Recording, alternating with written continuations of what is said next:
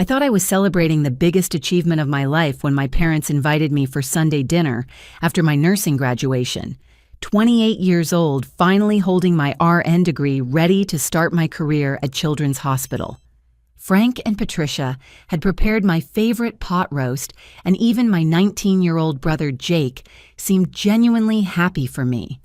Then somewhere between passing the mashed potatoes and cutting the perfectly browned meat, they dropped a bomb that shattered everything I believed about family belonging and my future. "Nellie, you should know you're adopted," Frank said casually, his fork never pausing. "And when we die, you get nothing. Everything goes to Jake since he's our real son." The words echoed in my head for 3 days before I could process what had actually happened. Adopted. Nothing. Real son.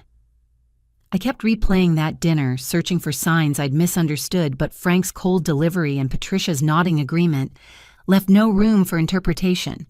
They'd waited 25 years to tell me, choosing my moment of triumph to crush my spirit completely.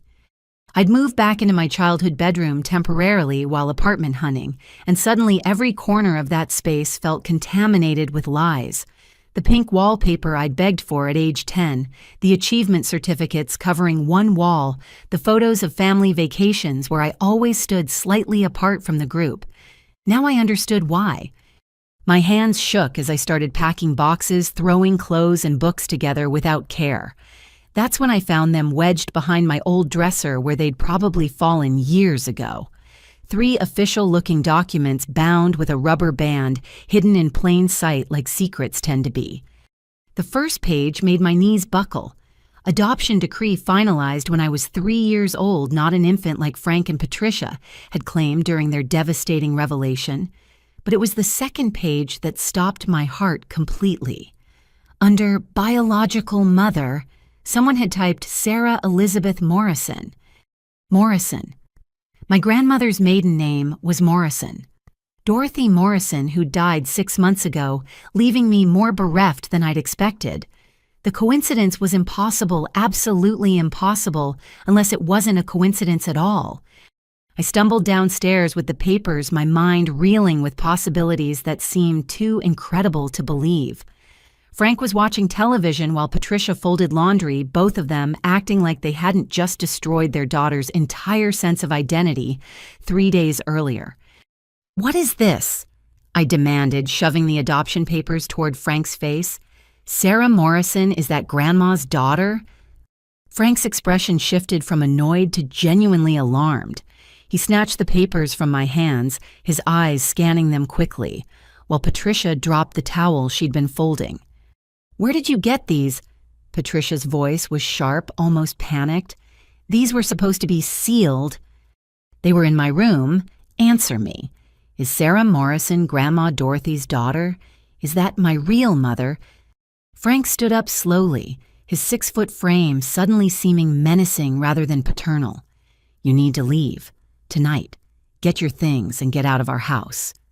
I'm not leaving until you tell me the truth about who I really am." "The truth?" Frank laughed bitterly. "The truth is, you're an ungrateful brat who's been living off our charity for 28 years. We gave you a roof food education, and this is how you repay us, snooping through private documents and making accusations." Jake emerged from the kitchen with a smirk, his phone already recording. "This is going straight to TikTok," he announced gleefully. "Adopted sister has mental breakdown when she finds out she's not getting our money." The casual cruelty in his voice broke something inside me. This boy I'd helped with homework driven to soccer practice defended against bullies was filming my pain for social media entertainment. "Frank, call the police if she's not gone by morning." Patricia said, her arms crossed tightly. "I won't have her disrupting our peace anymore." I looked around the living room where I'd spent countless evenings doing homework, watching movies, believing I belonged. The family photos on the mantel suddenly looked different. In every single one, Frank, Patricia, and Jake stood close together, while I hovered at the edge, always slightly separated from their tight circle. "Fine," I whispered, my voice barely audible. "I'll leave, but this isn't over. Not until I know who Sarah Morrison really is." Frank's face went completely white, and Patricia actually stumbled backward a step. Their reactions told me everything I needed to know. Sarah Morrison wasn't just some random woman who shared my grandmother's maiden name. She was connected to this family in ways they desperately wanted to keep hidden. I spent that night in a 24-hour diner drinking coffee and staring at those adoption papers until the words blurred together. By dawn, I'd made a decision that would change everything. I was going to find Sarah Morrison, and I was going to learn the truth about why Frank and Patricia had just thrown away 28 years of family bonds in a single dinner conversation. The first apartment I could afford was a studio above a bakery 40 minutes from the hospital where I'd be starting work. As I signed the lease, my phone buzzed constantly with texts from Jake, sharing videos of my breakdown with his friends. Not a single message from Frank or Patricia checking if I was safe, if I'd found somewhere to live, if I needed anything after being essentially disowned overnight. Moving day was a solitary affair. I hired 2 college students to help load my few belongings into a rented truck, and as we drove away from the only home I'd ever known, I realized I felt more relieved than sad. The house that should have represented safety and love had been a prison of secrets and conditional acceptance. But the adoption papers rode in my purse like burning coals, and Sarah Morrison's name echoed in my thoughts with every mile that passed. Somewhere out there was a woman who might hold the key to understanding why the people I'd called parents had just erased me from their lives with such calculated precision. My studio apartment came furnished with exactly 4 pieces of furniture, none of them comfortable, but it felt more like home than Frank and Patricia's house ever had. Freedom has a particular smell, I discovered. It's part dust, part possibility, and part terror of the unknown. I threw myself into research with the same intensity I'd brought to nursing school. Every free moment was spent at the public library, hunched over microfilm readers and ancestry websites, following the trail of Sarah Morrison through decades of public records. The breakthrough came on my 3rd day of searching. A yellowed newspaper clipping from 29 years ago buried in the archives of the local Herald Tribune. The headline read, "Local woman disappears after giving birth." Below it was a grainy photo that made my hands start trembling before I'd even read the article. The woman in the picture had my eyes. Not similar eyes, not eyes that reminded you of someone else's, but my exact eyes, looking back at me from 3 decades in the past. The same unusual hazel color with gold flecks around the iris, the same slightly upturned outer corners, the same way of looking directly at the camera with a mixture of hope and wariness. Sarah Morrison, 19, vanished from Valley General Hospital 3 days after giving birth to a daughter. The article continued. Hospital staff reported Morrison seemed anxious and frightened during her stay, frequently asking about security measures and visitor restrictions. The infant has been placed with loving relatives while authorities continue searching for the missing mother. Loving relatives. The phrase felt like a slap across the face. Frank and Patricia weren't my parents, weren't even my adoptive parents in the traditional sense. They were relatives who'd taken in Sarah Morrison's baby when she disappeared, and somehow convinced everyone, including me, that this arrangement was normal and legal. But why would Sarah Morrison disappear right after giving birth? And why would she be asking about security measures unless she was afraid of someone? I photocopied the article and drove straight to Maple Street, where Dorothy Morrison had lived her entire adult life. The house stood empty now, a "for sale" sign tilting slightly in the overgrown front yard. But I wasn't interested in the house itself. I wanted to talk to the neighbors, the people who'd watched this family's drama unfold over the decades. Mrs. Henderson answered her door cautiously, peering at me through thick glasses that magnified her pale blue eyes. She was at least 80, with silver hair carefully pinned in a style that hadn't changed since the 1970s. "I'm Nellie," I said simply. "I lived with Frank and Patricia down the street. I think you might have known my grandmother, Dorothy Morrison." Her expression shifted immediately, suspicion replaced by something that looked almost like relief. "Oh, honey, you have her eyes, you know. Dorothy's eyes. She used to stand at her kitchen window and watch you playing in that yard, tears just streaming down her face. Why was she crying? Mrs. Henderson glanced nervously up and down the street before opening her door wider. Come in, child.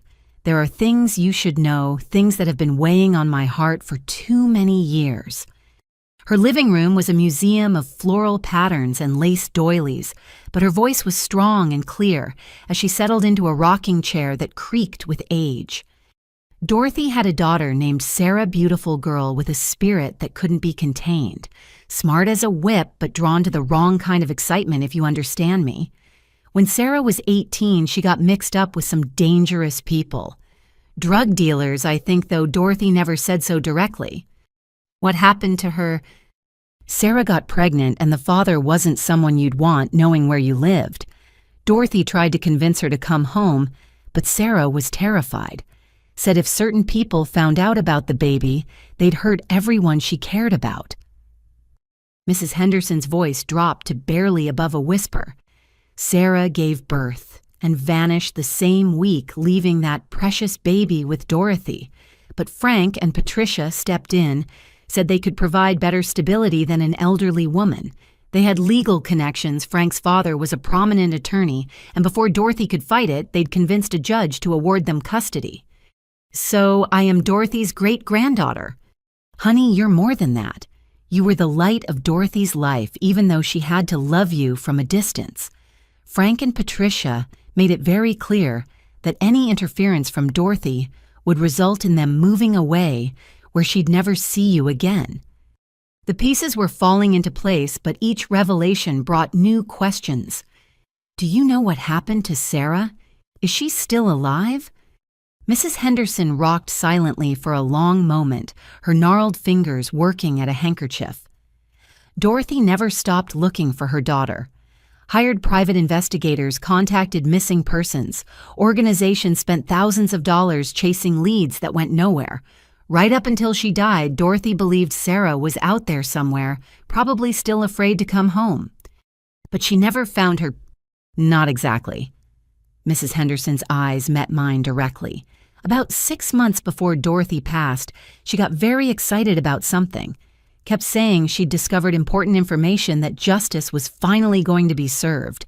She mentioned hiring a new attorney, someone who specialized in family law and criminal cases.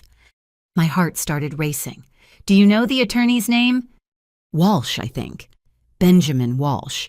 Dorothy said he was going to help her fix old mistakes and protect the people she loved. I left Mrs. Henderson's house with more questions than answers, but for the first time in weeks, I felt like I was moving toward truth rather than running away from lies. Dorothy Morrison had been searching for Sarah Morrison right up until her death, and she'd been working with an attorney to address family injustices. As I drove home through the gathering dusk, I realized I'd been thinking about Dorothy as Frank and Patricia's relative, a distant grandmother figure, who'd been kind but peripheral to my real life. Now I understood she'd been my closest blood relative, forced to watch her great-granddaughter grow up believing strangers were her parents. But most importantly, if Dorothy had been working with attorney Benjamin Walsh on family issues right before she died, then there might be more to her death than anyone realized. Maybe Dorothy Morrison hadn't just been a sweet, elderly woman who'd passed peacefully in her sleep. Maybe she'd been fighting for something or someone right up until the end. Finding Benjamin Walsh took exactly 1 phone call to the State Bar Association, but reaching him took 3 days of persistent messages left with a secretary who clearly specialized in protecting her boss from curious strangers. When he finally returned my call, his voice was cautious, but not unfriendly. "Miss Morrison," he said, and hearing my real last name spoken aloud made my chest tighten. "I've been expecting your call, though not quite this soon." "You have—" Dorothy left very specific instructions about when and how to contact you. "I'm afraid I can't discuss details over the phone, but I can meet with you tomorrow if you're available. There are things you need to see." Walsh's office occupied the 3rd floor of a restored Victorian house downtown, all dark wood paneling and leather-bound books that smelled like old wisdom. He was younger than I'd expected, maybe 50, with graying temples and eyes that seemed to see more than they revealed. "Before we begin," he said, settling behind a desk covered with neat stacks of documents, "I need to ask if anyone else knows you're here today." "No, should they?" Dorothy was very concerned about certain people learning of our work together. She had reason to believe that Frank and Patricia Morrison might take drastic action if they discovered she was investigating family matters. Morrison. He'd used Frank's last name, but that wasn't right. Frank had married into the Morrison family when he'd married Patricia, unless Patricia was also a Morrison, which would mean she was Dorothy's daughter, too. "I think there's been a confusion," I said slowly. "Patricia's last name was Henderson before she married Frank. She's not a Morrison." Walsh's eyebrows lifted slightly. Patricia Henderson Morrison. She legally changed her name back to Morrison after her first marriage ended in divorce. Patricia is Dorothy's youngest daughter, which makes Frank your adoptive father and your step-uncle by marriage. The room tilted sideways for a moment. Patricia was Dorothy's daughter. Frank had married his deceased wife's sister. I'd been adopted by my biological great-aunt and her husband, and nobody had thought to mention these family connections at any point during 28 years. "This is getting very complicated," I whispered. "It's about to get more complicated," Walsh said gently. Dorothy spent the last 3 years of her life documenting what she called a pattern of systematic abuse and fraud perpetrated by Frank and Patricia against multiple family members, including you. He opened a thick file folder and removed a key, old-fashioned and brass, tied with a blue ribbon. "Dorothy asked me to give you this if something happened to her before she could resolve these issues personally. She said you'd know where to use it." I stared at the key, my mind racing through memories of Dorothy's house, searching for locks it might fit. Then I remembered the cedar chest in her attic, the one I'd noticed during family visits, but never thought to examine closely. Dorothy used to joke that it contained family treasures too precious for prying eyes. "There's more." Walsh continued, his voice becoming more formal. "Dorothy Morrison changed her will 6 months before her death. She left her entire estate, valued at approximately $5 million, to her great-granddaughter, Nellie Morrison, with very specific conditions attached to the inheritance. $5 million. The number was so large, it didn't feel real. I'd been worrying about making rent on a studio apartment, and my biological great-grandmother had left me enough money to buy the entire building. What kind of conditions? You'll need to read Dorothy's letter first. Everything she wanted you to know is in that chest, along with evidence she gathered over several years. Dorothy was convinced that Frank and Patricia had committed serious crimes, not just against you, but against her, and possibly other family members. "What kind of crimes?" Walsh leaned back in his chair, his expression grave. "Financial fraud, elder abuse, possibly extortion."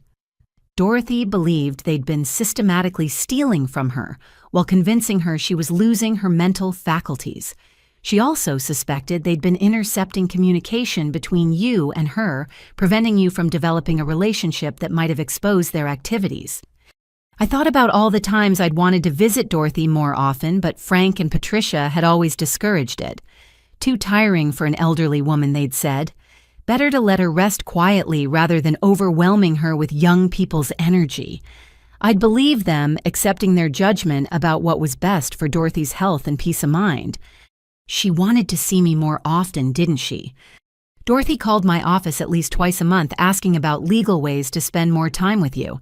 She'd planned birthday parties you never attended, Christmas celebrations you were told had been canceled, family dinners that supposedly weren't happening. Frank and Patricia told her you were too busy with school, too social with friends, too focused on your own life to visit an old woman. Each revelation felt like another small death. Dorothy had been reaching for me while I'd been accepting Frank and Patricia's explanations for her absence from my life. She'd wanted a relationship with her great-granddaughter, but the people I'd trusted to guide my family connections had been actively preventing it. "I need to see what's in that chest," I said, standing up abruptly. "I thought you might." Dorothy's house key is also on that ring. She wanted you to have access to everything she'd gathered, but she was very specific about one thing. You needed to be completely certain of your decision before opening that chest, because once you see what's inside, there's no going back to the way things were. There's already no going back.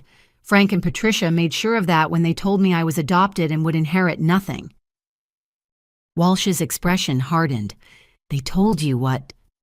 Last Sunday, right after my nursing graduation. They said I was adopted, I'd get nothing when they died, and everything would go to Jake, since he's their real son.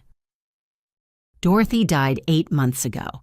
Her will was read 6 months ago, and Frank and Patricia were informed they'd been removed as beneficiaries in favor of you. They've known for 6 months that you inherited everything, and they chose to tell you the opposite. The cruelty of it was breathtaking. They'd let me believe I was cut off and alone, while knowing I'd actually inherited wealth that would ensure my security for life. They'd watched me struggle with finding an apartment, worry about student loans, stress about starting my career with no family support, all while sitting on knowledge that could have changed everything. They wanted me to suffer, I said quietly. Dorothy believed they wanted you to disappear entirely. She thought they were hoping you'd move away, start a new life somewhere else, and never discover your inheritance or the truth about your family history. I gripped the brass key so tightly it left marks on my palm. Dorothy Morrison had spent her final years fighting for me, gathering evidence to protect me, and ensuring I'd eventually learn the truth about my family. Frank and Patricia had spent those same years trying to erase me completely. I'm going to that house tonight, I said firmly. I need to see what Dorothy left for me. I'll meet you there, Walsh replied, already reaching for his coat. Dorothy made me promise to be present when you opened that chest. She said you'd need a witness for what comes next. Dorothy's house stood silent in the twilight, its windows reflecting the dying sunlight like closed eyes.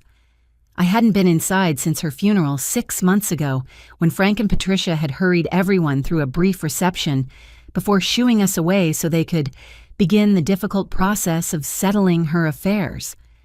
The brass key turned easily in the front door lock, and stepping inside felt like entering a time capsule. Everything remained exactly as Dorothy had left it, her reading glasses on the kitchen table, a half-finished crossword puzzle folded beside her favorite coffee mug, a sweater draped over the living room chair where she'd spent countless evenings watching game shows and waiting for phone calls that rarely came. She knew she was running out of time, Walsh said softly as we climbed the narrow stairs toward the attic. The last month of her life, Dorothy was almost frantic about getting everything organized for you. The attic access required pulling down a wooden ladder and climbing up into the musty space, felt like ascending into family history itself. Boxes labeled with decades lined the slanted walls, and in the far corner sat the cedar chest I remembered from childhood visits. Dorothy had always made the attic seem mysterious and special, a place where family treasures lived safely away from everyday concerns. Now I understood the real treasure hadn't been stored in the chest. It had been the woman herself, and I'd barely gotten to know her before losing her forever. The brass key fit the chest's lock perfectly, and as I lifted the heavy lid, the scent of lavender and old paper rose up like Dorothy's own perfume. Inside, hundreds of envelopes were organized into neat stacks, each stack labeled with different years, spanning back 25 years. My dearest granddaughter, Nellie, read the first letter dated just after my 5th birthday. Today you lost your first tooth, and Patricia told me you were too shy to let the tooth fairy know. I wanted to come over with a special coin and a story about brave little girls, but Frank said you needed your sleep more than excitement from an old woman. I read 3 more letters with increasing amazement. Dorothy had documented every milestone, every achievement, every moment she'd wanted to share, but been prevented from experiencing with me. Birthday parties she'd planned, but been told to cancel. Christmas presents she'd bought, but been told not to give. Bedtime stories she'd written, but never been allowed to read. She wrote to you every week. Walsh said, watching me discover the depth of Dorothy's love and frustration. At first, she thought Frank and Patricia were just being protective of your routine. By the time she realized they were deliberately isolating her from you, the pattern was too established to break without risking losing you completely. But it was the final stack of letters that changed everything. These were marked evidence and contained Dorothy's careful documentation of Frank and Patricia's financial manipulation over the past 3 years.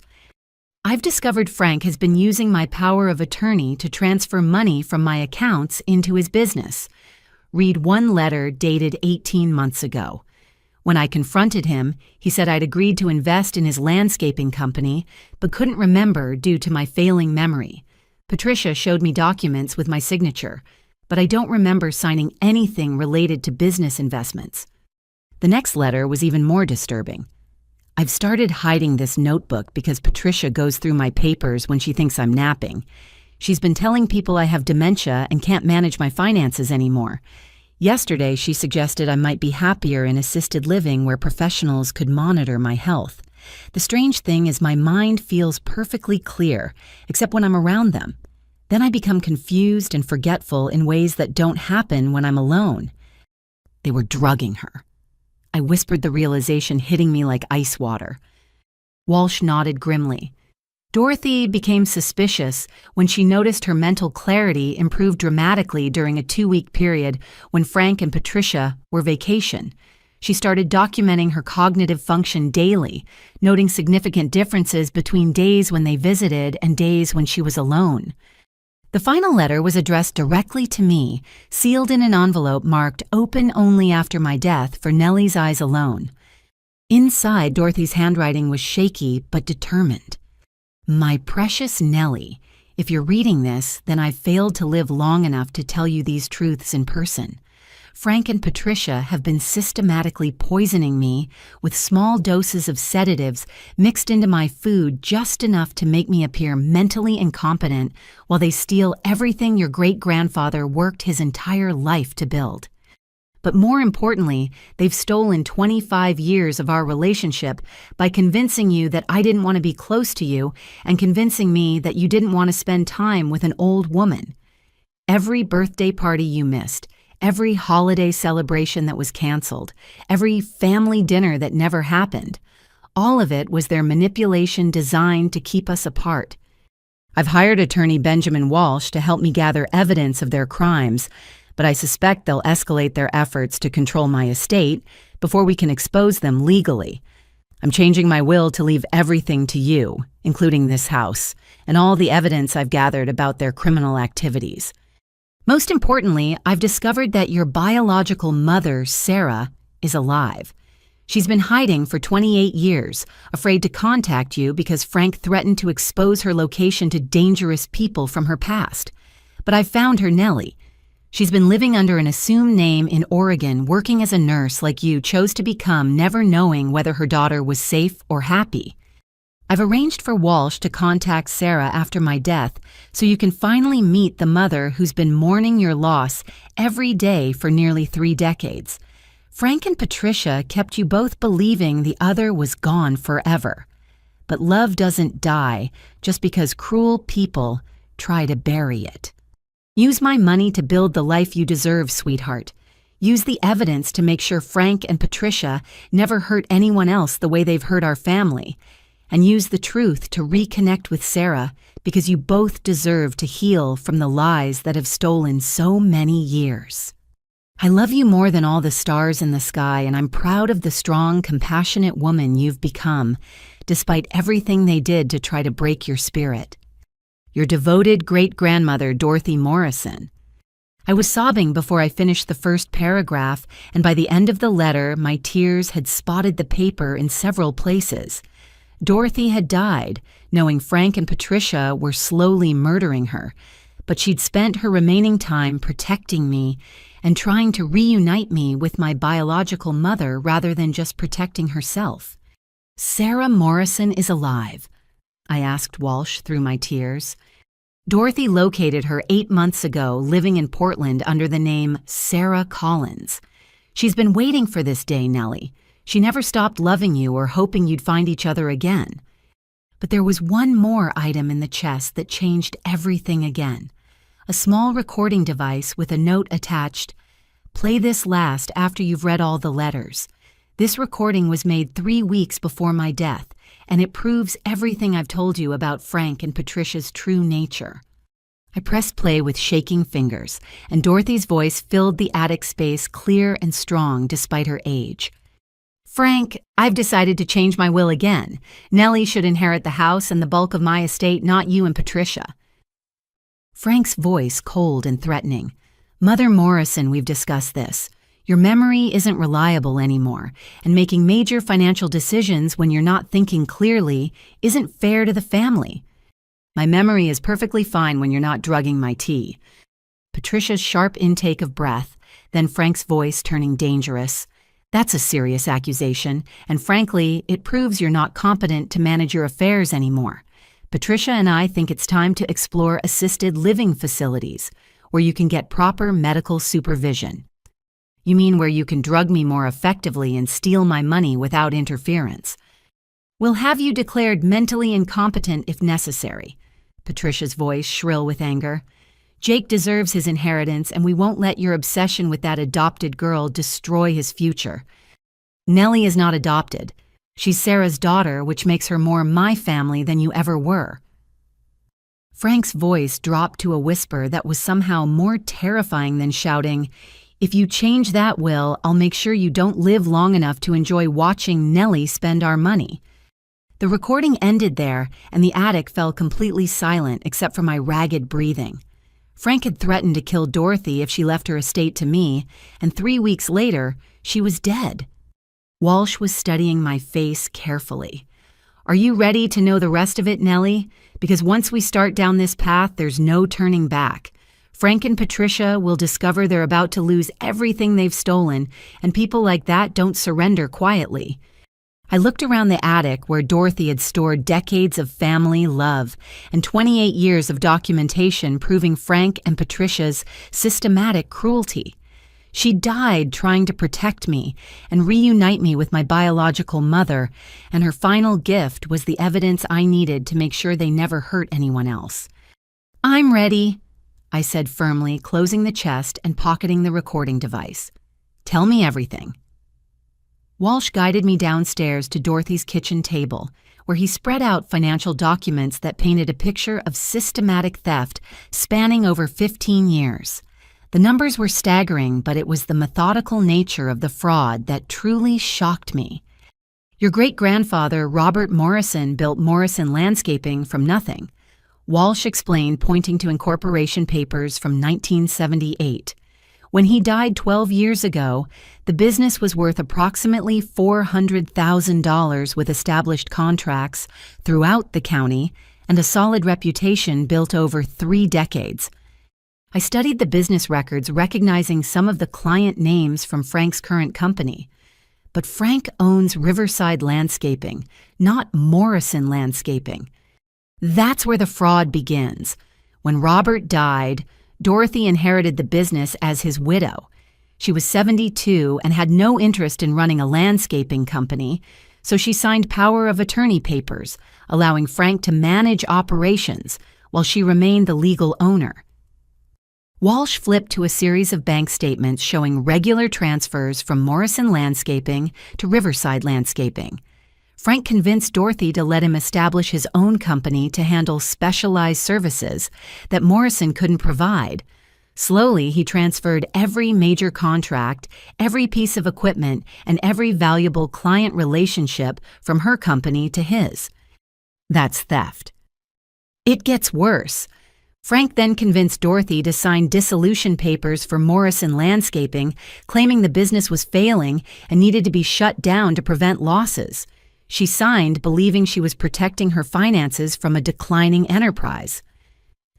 The documents showed Dorothy signing away a thriving business that Frank had deliberately sabotaged by transferring all its assets to himself. She'd essentially given him permission to steal her late husband's life's work while believing she was making a sound financial decision. But how did Patricia convince Dorothy to trust Frank with power of attorney in the first place? Walsh's expression darkened. That's where the elder abuse becomes clear. Look at these medical records Dorothy kept hidden in a safety deposit box. The medical file documented Dorothy's visits to 3 different doctors over the past 5 years.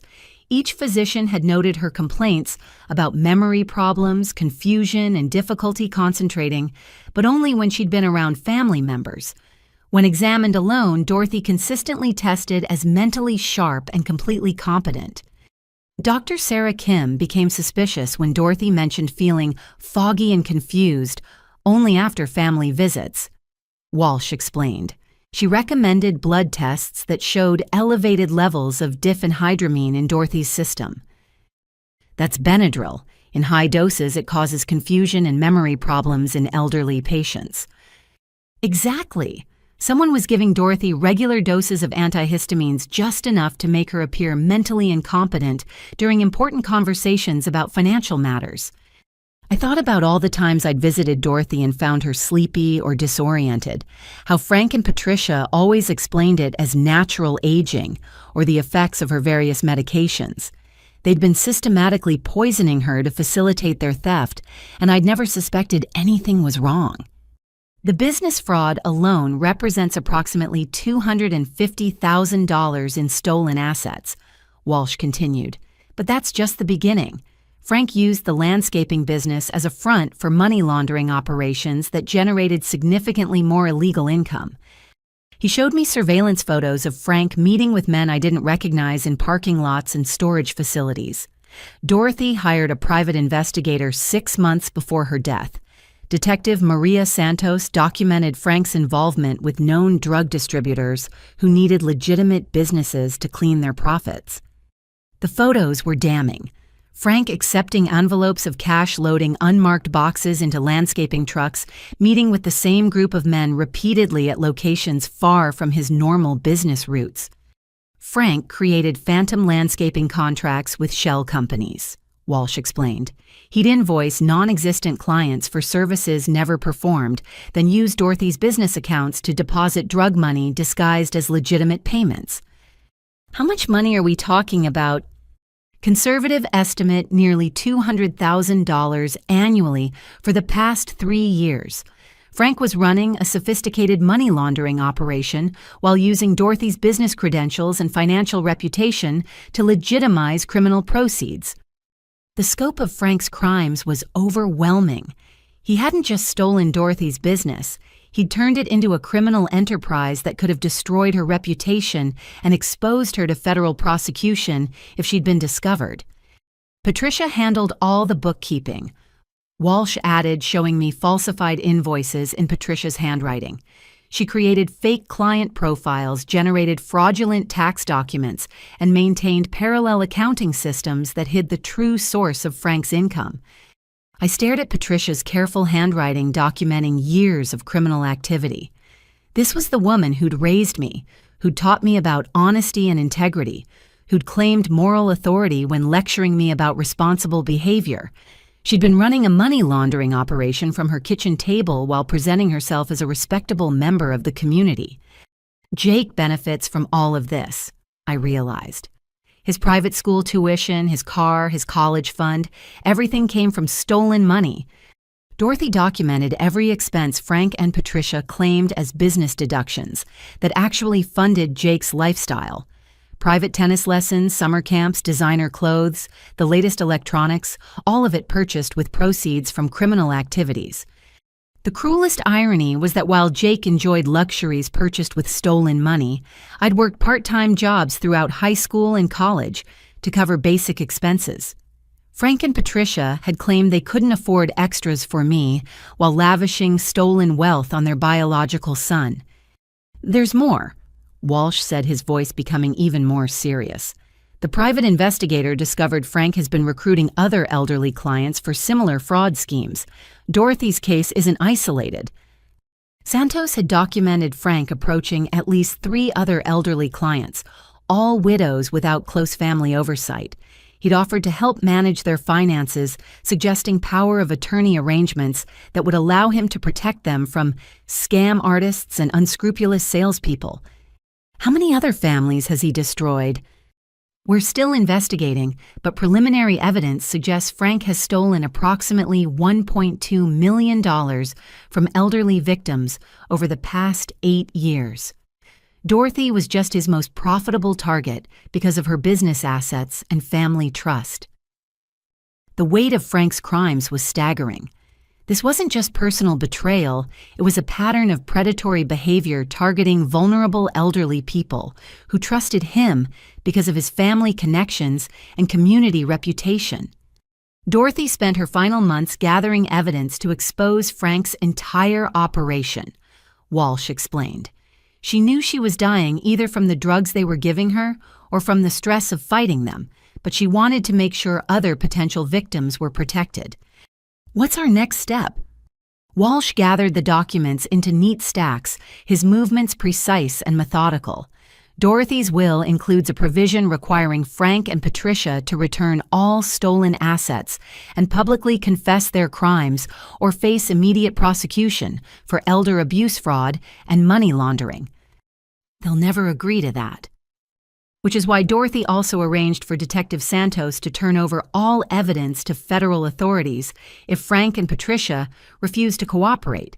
The money laundering charges alone carry 15-year sentences, and elder abuse convictions would add additional time. I thought about Frank's reaction when I'd found the adoption papers, how quickly he'd demanded I leave the house, how panicked Patricia had become. They'd known this day might come, but they'd hoped I'd disappear quietly without discovering Dorothy's evidence. They'd been living with this fear for months, I realized. Knowing Dorothy had hired investigators knowing she'd changed her will, wondering when everything would catch up with them. Dorothy wanted them to experience the same anxiety and helplessness they'd inflicted on their victims, but she also wanted to give them one opportunity to confess and make amends before destroying them completely. Walsh handed me a thick envelope sealed with red wax. Dorothy's final instructions. She wanted you to decide whether to offer Frank and Patricia a chance at redemption or proceed directly to criminal prosecution. The envelope felt heavy in my hands, weighted with 28 years of lies and the power to finally balance the scales of justice. Dorothy had given me the choice between mercy and retribution, trusting me to decide what would best serve the cause of justice. I need to think about this, I said quietly. Take your time. But remember, every day Frank and Patricia remain free is another day they could be targeting new elderly victims. Dorothy died to protect people she'd never met from suffering the same betrayal she experienced. As I drove home through the dark streets, I realized Dorothy had given me something more valuable than $5 million. She'd given me the power to ensure Frank and Patricia never hurt anyone else, and the responsibility to use that power wisely.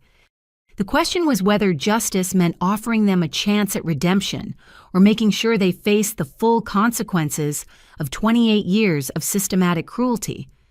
Dorothy's sealed envelope contained instructions that felt like receiving orders from beyond the grave written in her careful script during what must have been her final coherent days. Her handwriting grew shakier as the pages progressed, but her determination remained crystal clear. My dearest Nellie. The letter began, "If you're reading this, then Frank and Patricia have either confessed their crimes voluntarily or you're preparing to expose them through legal channels. Either way, the recording device in this envelope contains conversations they never intended anyone to hear." The device was newer than the one I'd found in the chest, sleek and digital with a small screen showing dozens of saved files. Dorothy had been recording Frank and Patricia for months, documenting conversations that revealed the true depth of their callousness. I drove to a 24-hour diner and ordered coffee I didn't want, needing a public space where I could listen to these recordings without falling apart in private. The first file was dated 6 months before Dorothy's death, and Frank's voice emerged from the tiny speaker with startling clarity. "We need to speed this up," Frank was saying. "The old woman is getting suspicious about the business transfers, and that investigator she hired is asking too many questions." Patricia's voice was equally cold. "Dr. Kim wants to reduce her medication, says the antihistamines might be causing her confusion. We need a different approach. What about increasing the dosage just temporarily until we can get her declared incompetent and move to assisted living? Frank, we're talking about potentially killing her. The doses we're using are already dangerous for someone her age. She's 84 years old. Everyone expects elderly people to decline rapidly. A little confusion, some falls, maybe pneumonia from weakened immunity, it all looks natural. The casual way they discussed murdering Dorothy made my hands shake so violently I could barely hold the device. These weren't desperate people making impulsive decisions. They were calculating killers planning Dorothy's death while pretending to be her devoted caregivers. The next recording was even more disturbing. Frank and Patricia discussing their long-term plans for my future, recorded just 2 weeks before Dorothy died. "Once the old lady is gone, we need Nellie to disappear completely," Frank said. "She's asking too many questions about family history, and she's smart enough to eventually piece things together." "How do we make her disappear without raising suspicions?" "Tell her she's adopted, that she gets nothing from our family. Make her feel unwanted and ashamed. Young people like that usually move far away and never look back. Problem solved." "What if she doesn't leave town? What if she tries to investigate Dorothy's death?" Frank's laugh was genuinely chilling. "Then we arrange for her to have an accident. Make it look like depression over losing her job or relationship troubles. Nursing students are under tremendous stress, and suicide rates are high in medical fields. They'd been planning to drive me away through emotional abuse, and if that failed, they were prepared to kill me too. The family that had raised me, fed me, sent me to school had spent months planning my potential murder, as casually as they might plan a vacation. But the most devastating recording came next. Patricia talking to someone on the phone, her voice filled with excitement rather than grief. "Jake, honey, Dorothy finally died last night. Yes, I know it's sad, but this means your college fund is secure now. We won't have to worry about her changing her will again or leaving everything to that adopted brat." Jake's voice was barely audible through the phone, but his response was clear enough. "Good." I was getting tired of pretending to care about some old lady who smelled like medicine. "When do we find out how much money she left us?" "Frank's meeting with the attorney tomorrow.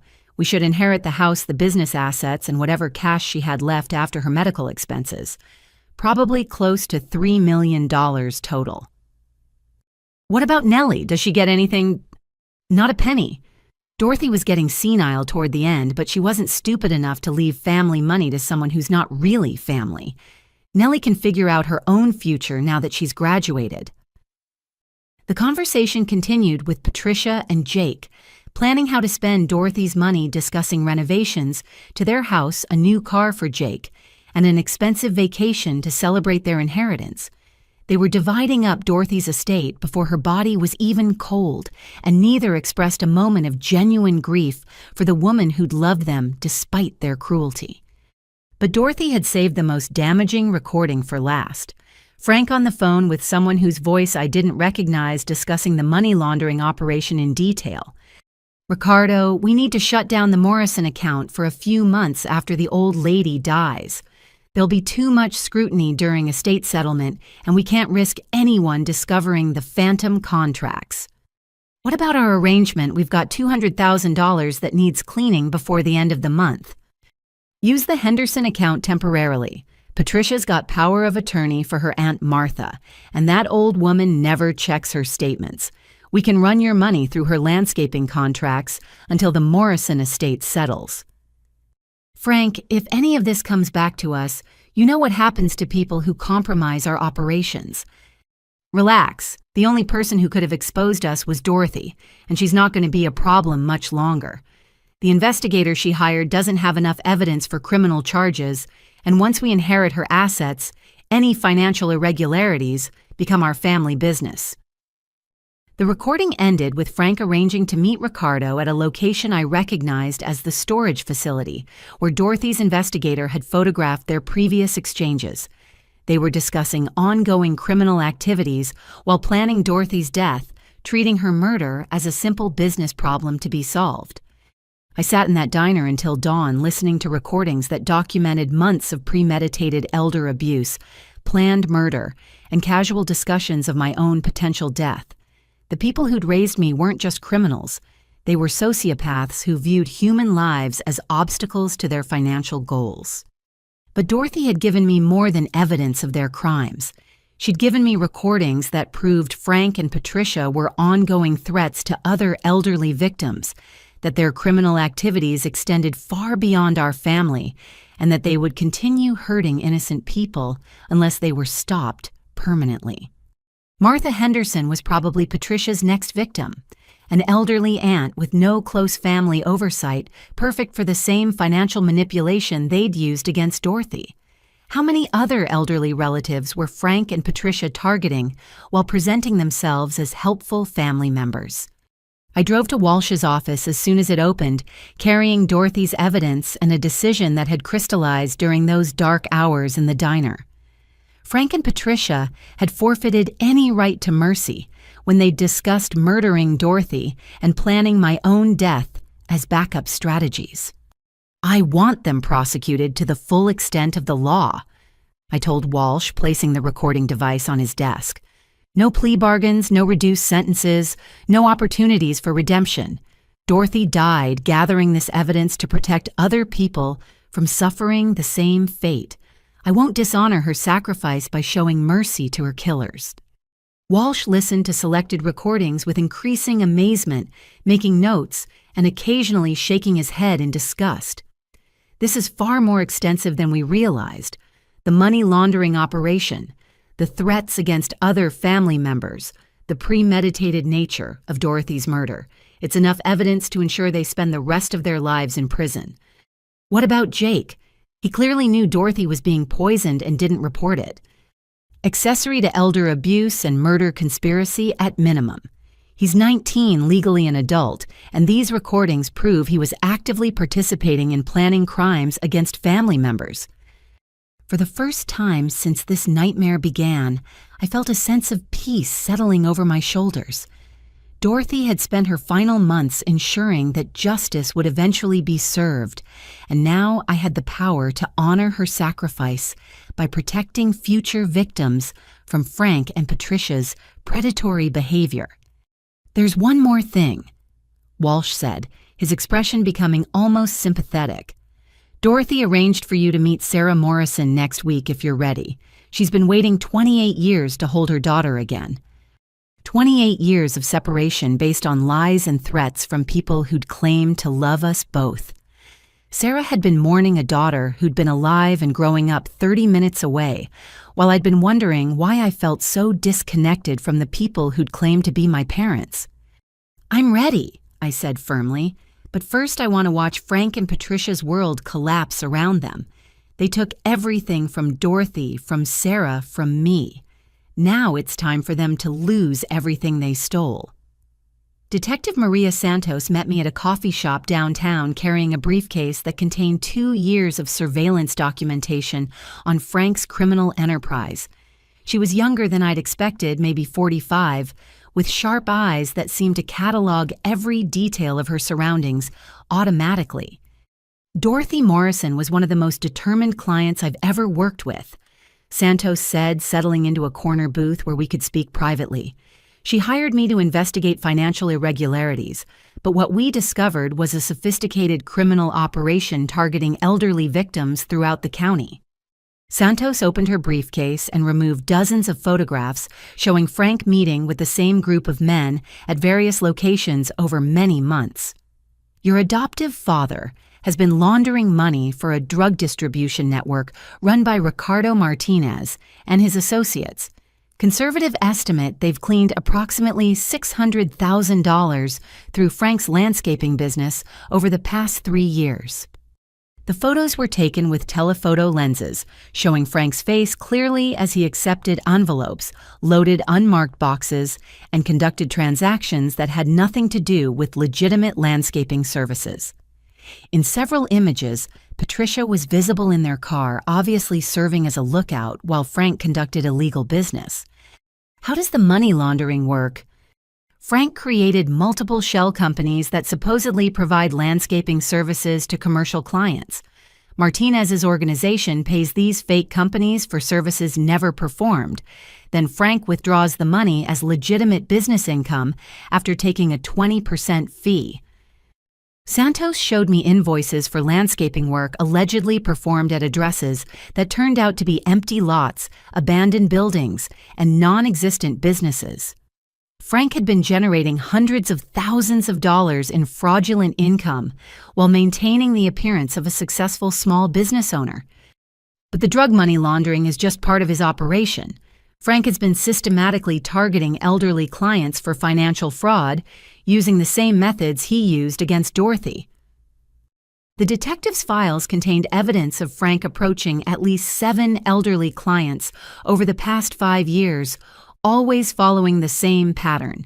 He'd offer to help manage their landscaping needs, build trust through reliable service, then gradually convince them he could help manage other aspects of their finances. Martha Henderson. Patricia's 79-year-old aunt signed power of attorney papers 6 months ago, Santos explained. Frank convinced her that he could help protect her from financial scams by managing her banking and investment accounts. The surveillance photos showed Frank visiting Martha twice weekly, always carrying a briefcase and staying for exactly 30 minutes. He's using the same approach he used with Dorothy, antihistamine drugs mixed into food or beverages, to create confusion, then presenting financial documents for signature while she's mentally impaired. How much has he stolen from Martha? Approximately $80,000 so far, but he's just getting started. Martha owns her house, outright has substantial savings, and receives Social Security plus pension income. She's worth about $400,000 total, all of it vulnerable to Frank's manipulation. Santos showed me bank records obtained through legal channels that documented regular transfers from Martha's accounts to Frank's various business entities. Martha believes she's investing in his landscaping company to help support Patricia's family during difficult financial times. The cruelty was staggering. Frank was stealing from Patricia's own elderly relatives while convincing them they were helping support family members in need. Martha probably felt good about her investments in Frank's business, not realizing she was funding his criminal lifestyle. There are 5 other elderly victims. Santos continued spreading out additional files. Robert Chen, 81, a widower with no children. Frank has stolen $60,000 using fake medical emergency stories that required immediate financial assistance. The files documented Frank's sophisticated manipulation techniques, fake medical bills for family emergencies, manufactured crises, requiring immediate cash assistance investment opportunities that sounded legitimate but funneled money directly into his accounts. Dorothy suspected Frank was targeting other elderly people, but she didn't realize the full scope of his operations until the final month of her life. That's when she asked me to expand the investigation beyond just her own situation. Santos had documented Frank's activities across multiple counties, working with elderly victims who lived too far apart to compare stories or recognize patterns. He'd been operating a multi-jurisdictional fraud ring while maintaining his reputation as a helpful young man who assisted elderly neighbors with various needs. The most disturbing aspect is how he selects victims. Frank specifically targets elderly people who've recently lost spouses, have no children living nearby, or have family members who rarely visit. He preys on loneliness and vulnerability. Each victim file contained heartbreaking details. Widows who welcomed Frank's visits because they provided human contact and conversation. Elderly men who'd trusted Frank to help with financial matters because they felt overwhelmed managing alone after decades of marriage. Frank's not just stealing money, I realized. He's destroying these people's ability to trust anyone ever again. Exactly. Even victims who eventually discover the theft often don't report it because they feel ashamed of being manipulated. Frank has destroyed the financial security of at least 12 elderly people, and most of them blame themselves for being foolish enough to trust him. Santos showed me photographs of Frank visiting an assisted living facility where several residents had become his victims. He presents himself as a grandson figure to elderly people who rarely receive visitors. The staff thinks he's wonderfully devoted to these elderly friends, when actually he's systematically robbing them. The scope of Frank's predatory behavior was overwhelming. This wasn't opportunistic crime. It was a carefully planned operation designed to exploit the most vulnerable members of our community, while maintaining his reputation as a caring, helpful young man. What evidence do you have that would hold up in federal court? Santos smiled grimly. 2 years of surveillance footage, financial records obtained through legal channels, recorded conversations between Frank and Martinez's organization, testimony from elderly victims who've agreed to cooperate with prosecution, and documentation of the money laundering operation. She handed me a thumb drive containing digitized copies of all evidence. Dorothy paid for this investigation to continue after her death. She wanted to make sure every victim received justice, and Frank's entire operation was exposed publicly. Will the elderly victims testify against Frank? 6 of them have agreed to cooperate fully. They're angry about being victimized, but they're more angry that Frank is still targeting other elderly people. Martha Henderson was particularly motivated to help after learning that Frank had been drugging her tea during financial meetings. I thought about Dorothy's final months fighting through drug-induced confusion while trying to protect people she'd never met from suffering the same betrayal. She died knowing Frank was still operating, still targeting vulnerable elderly victims, still destroying lives for financial gain. When can we move forward with arrests? Federal agents are ready to move as soon as you give the word. Dorothy's will required that you be given the opportunity to confront Frank and Patricia privately before criminal charges were filed, but that deadline expires in 72 hours. I studied the photographs of Frank conducting drug deals while maintaining his facade as a respectable business owner of elderly victims who trusted him with their financial security, and paid dearly for that trust of Patricia, serving as his accomplice, while presenting herself as a caring daughter and aunt. Dorothy had given me the choice between private justice and public prosecution, but after seeing the full scope of Frank and Patricia's crimes, the decision was obvious. They were ongoing threats to innocent people, and showing them mercy would only enable future victimization. Schedule the arrests, I said firmly. I want them in federal custody before they can target anyone else. Santos nodded approvingly. Dorothy would be proud. She spent her final weeks making sure Frank and Patricia would face consequences for every person they'd hurt. As I drove home with Santos's evidence files, I realized Dorothy had given me something more valuable than an inheritance. She'd given me the power to protect elderly victims I'd never meet from suffering the same betrayal that had defined her final years. Frank and Patricia's predatory operation was about to end permanently, and every elderly person in our community would be safer because Dorothy Morrison had refused to die quietly. Walsh's office felt like a war room as we planned the confrontation that would determine Frank and Patricia's fate. Santos had arranged for federal agents to be positioned nearby, ready to make arrests if Frank and Patricia refused to cooperate. But Dorothy's will required offering them one final opportunity to confess and make amends. The confrontation needs to happen at their house. Walsh explained in front of family witnesses who can testify later that they were given every opportunity to explain their actions voluntarily. I'd called Frank's sister, Carol, and brother Robert, Dorothy's other children who lived across the country and rarely visited. They'd agreed to fly in for what I described as an important family meeting about Dorothy's estate and some concerning financial discrepancies. They don't know about Frank's crimes yet, I asked Walsh. Dorothy wanted them to hear the truth directly from Frank and Patricia if possible. She believed family members deserved the chance to understand how their mother actually died before reading about it in criminal indictments. Carol and Robert had loved Dorothy dearly but trusted Frank and Patricia to manage her care because of geographic distance and their own busy professional lives. Learning that their mother had been systematically poisoned and financially exploited would devastate them. But they needed to know the truth. What exactly are we offering Frank and Patricia? Walsh consulted Dorothy's detailed instructions. Full confession to all crimes, complete financial restitution, to every victim public apology, acknowledging their abuse of Dorothy and other elderly victims, and cooperation with federal investigators in exchange for reduced sentences rather than maximum penalties. And if they refuse, immediate arrest, seizure of all assets, criminal charges carrying potential life sentences, and civil lawsuits that will destroy them financially, even if they avoid lengthy prison terms. Dorothy had structured her final offer carefully.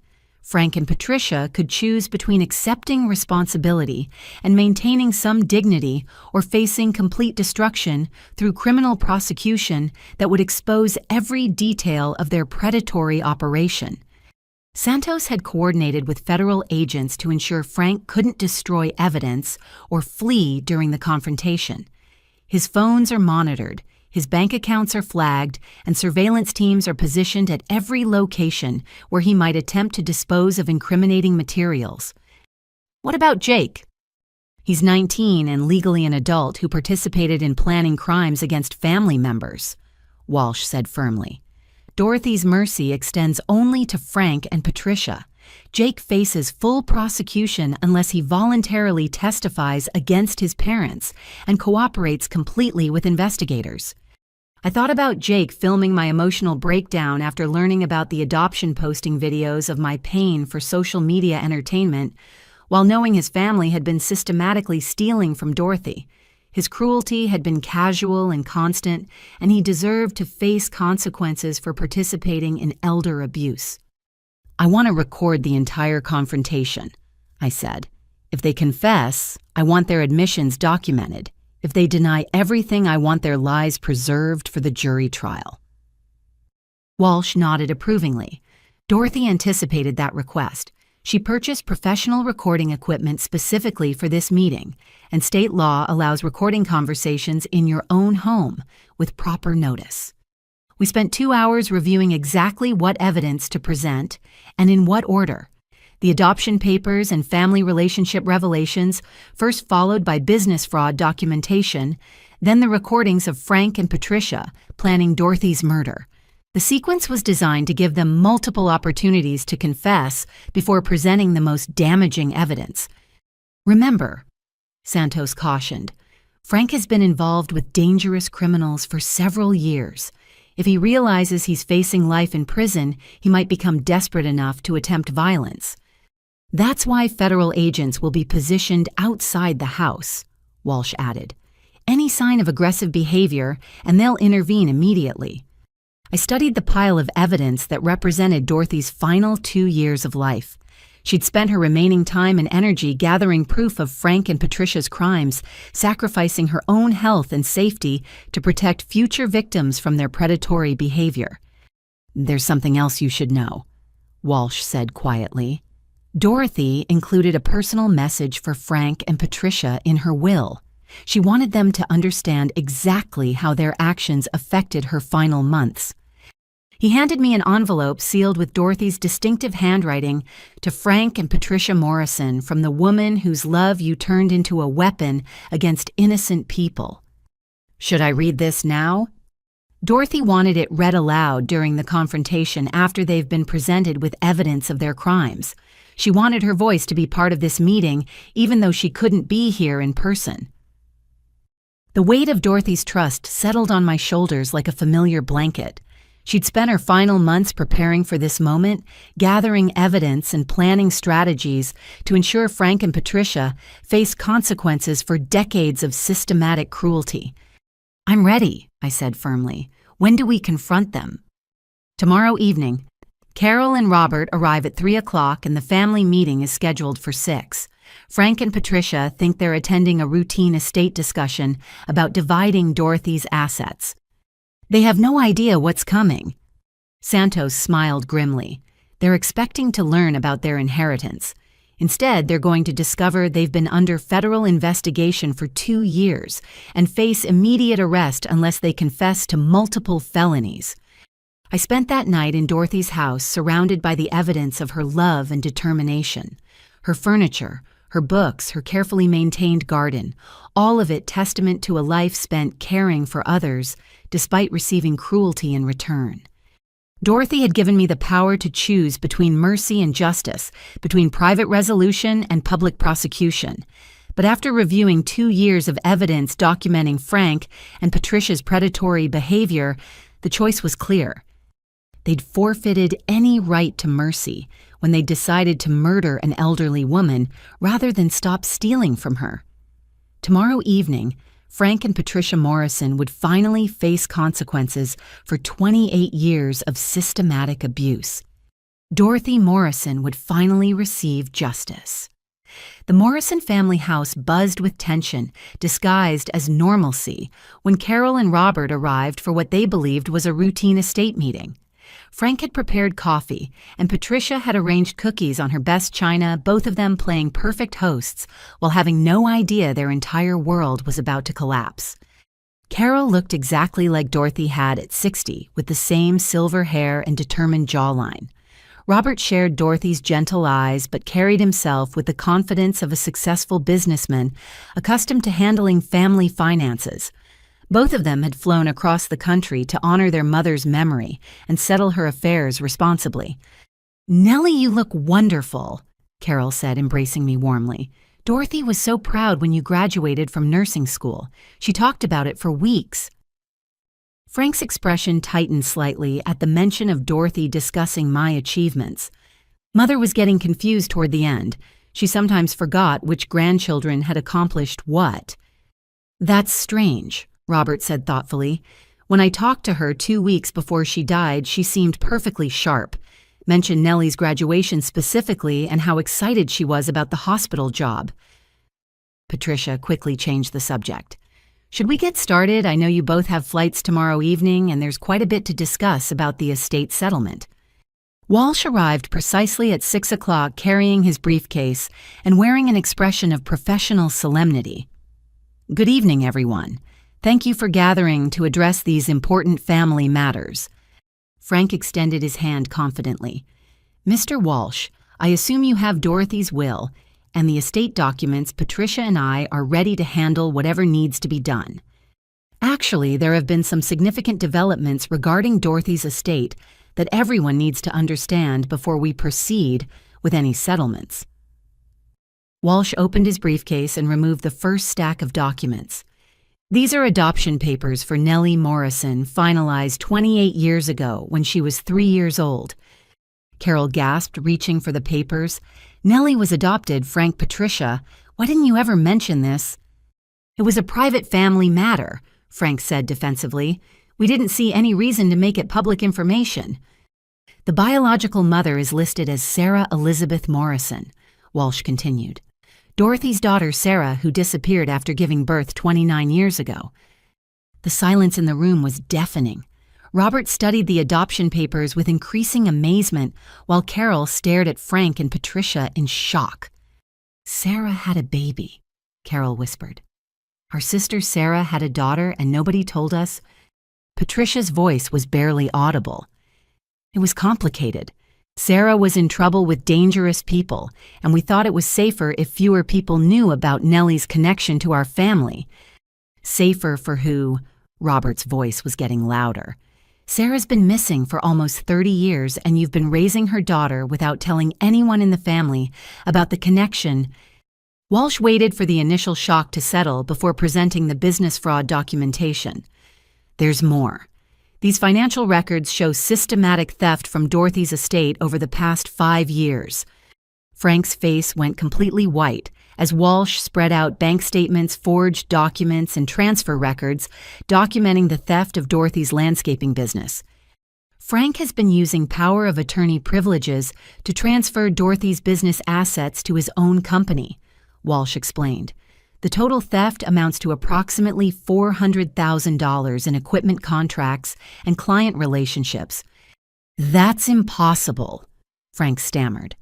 "Mother gave me permission to manage the business operations. Everything was done with her knowledge and consent." "Really? Then perhaps you can explain these recordings." Walsh played the audio of Frank and Patricia discussing drugging Dorothy's tea to make her appear mentally incompetent during financial discussions. Carol and Robert listened in horrified silence as Frank's voice described their mother as getting suspicious and needing increased dosage to maintain compliance. "You were poisoning our mother!" Carol's voice broke completely. "You were drugging her to steal her money." Patricia burst into tears. "It wasn't supposed to hurt her. We just needed her to trust our judgment about financial matters. She was getting paranoid about the business transfers." Paranoid. Robert stood up abruptly, his face flushed with anger. "She was right to be suspicious. You were systematically robbing her." Santos appeared in the doorway, her badge visible as she entered uninvited. "Frank Morrison, Patricia Morrison. I'm Detective Santos. You're both under arrest for elder abuse, financial fraud, and conspiracy to commit murder." Frank bolted toward the back door, but federal agents were already positioned in the yard. He was tackled on the patio while neighbors gathered to watch the Spectacle cell phones recording as he screamed threats at everyone present. Patricia fainted when Santos read their Miranda rights, and Jake emerged from his bedroom in time to see his father handcuffed and dragged away by federal agents. The family gathering had become a crime scene in less than 30 minutes. Carol was sobbing over the recordings of Frank and Patricia planning Dorothy's death, while Robert demanded to know how long Santos had been investigating their mother's murder. 2 years, Santos replied. "Dorothy hired me when she suspected financial irregularities. We've been documenting systematic elder abuse and money laundering operations targeting multiple victims." Money laundering. Jake's voice was shrill with panic. "What does that mean for my college fund?" "Your college fund was generated through criminal activities," Walsh explained calmly. "All assets purchased with illegal proceeds will be seized and returned to victims."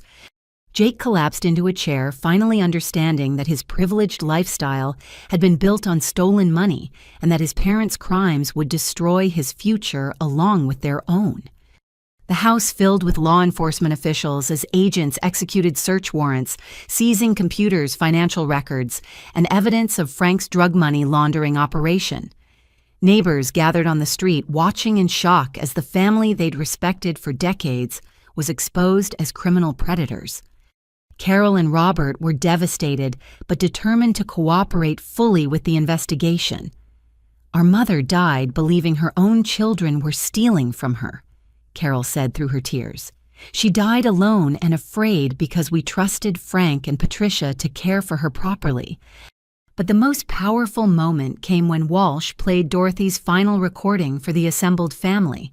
Her voice clear and strong, despite her failing health, speaking directly to Frank and Patricia 3 weeks before her death. "You've taken my business, my money, my health, and my peace of mind, but you will not take my granddaughter's future or my family's legacy.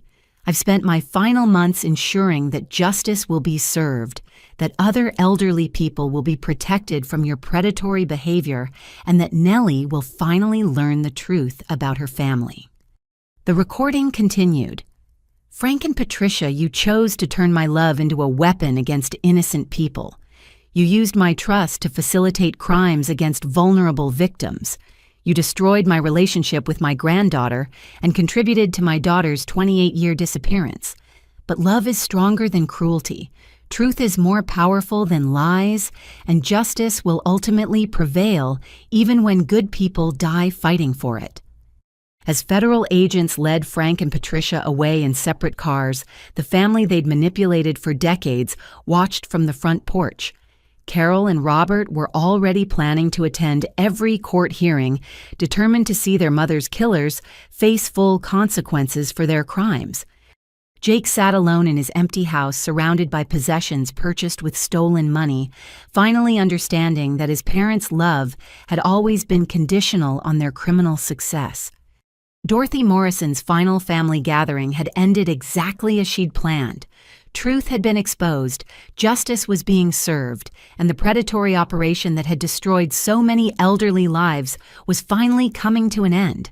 The arrest of Frank and Patricia Morrison made front-page news across 3 counties, but the true scope of their criminal enterprise only became clear as federal investigators executed simultaneous search warrants at dozens of locations. I watched the morning news from Dorothy's kitchen, drinking coffee from her favorite mug, while reporters described the sophisticated elder abuse ring that had operated undetected for nearly a decade. FBI agents raided 6 storage facilities, 2 bank branches, and the offices of Riverside Landscaping in coordinated operations beginning at dawn, the reporter announced. Sources close to the investigation described this as one of the largest elder abuse cases in state history, with potential victims numbering in the dozens. The television footage showed Frank being arrested at his business while desperately feeding documents into an industrial shredder. Federal agents had burst through the doors just as he was destroying financial records that could have implicated additional victims or criminal associates. Patricia's arrest was even more dramatic. She'd been found in her car at a pharmacy parking lot with an empty bottle of sleeping pills slumped over the steering wheel with a suicide note claiming she couldn't live with the shame of what we'd done to innocent people. The paramedics had pumped her stomach and stabilized her condition, but the suicide attempt generated a media frenzy that portrayed her as overwhelmed by guilt rather than someone trying to escape prosecution for systematic crimes. Patricia Morrison remains hospitalized under police guard, the reporter continued. Her suicide note allegedly contains confessions to multiple felonies and identifies additional elderly victims who haven't yet been contacted by authorities. Jake's arrest happened at his college dormitory where federal agents found him frantically transferring money from accounts linked to his parents' criminal activities. His roommates recorded the entire scene for social media, and within hours, videos of Jake crying and pleading his innocence were viral across multiple platforms. "I didn't know the money was stolen," Jake sobbed to anyone who would listen. "My parents told me they were successful business owners. I had no idea they were criminals." But Santos had recordings of Jake participating in conversations about drugging Dorothy and planning my own potential elimination if I became too curious about family finances. His claims of innocence wouldn't survive contact with actual evidence. Walsh called me around noon with updates from the federal task force. Frank's business contained evidence of money laundering operations totaling over $1.2 million. He was cleaning drug money for 3 separate criminal organizations while simultaneously defrauding elderly clients. How many elderly victims have they identified? 15 confirmed so far, with potential additional victims in surrounding counties. The youngest victim was 67. The oldest was 91. Total theft amounts are still being calculated, but preliminary estimates suggest over $2 million in stolen assets. The scope was staggering. Frank and Patricia hadn't just targeted a few isolated elderly people. They'd been operating a systematic predatory enterprise that destroyed dozens of families while generating substantial illegal profits. Martha Henderson was found unconscious in her home this morning, Walsh continued. She'd been given a massive overdose of antihistamines, apparently because Frank was worried she might talk to investigators. Is she going to survive? She's stable but confused. Frank had been drugging her heavily for weeks, preparing to have her declared mentally incompetent so he could gain complete control of her assets. If we'd waited another month to make arrests, she'd probably be dead. The thought that Frank had been actively planning additional murders while under investigation was terrifying. How many elderly people had died mysterious deaths after refusing Frank's financial assistance or becoming suspicious of his motives? There's something else. Walsh said, his voice becoming more serious. Frank's criminal associates are not pleased about losing their money laundering operation. Ricardo Martinez and his organization are facing significant financial losses because of Frank's arrest. Are they threatening retaliation?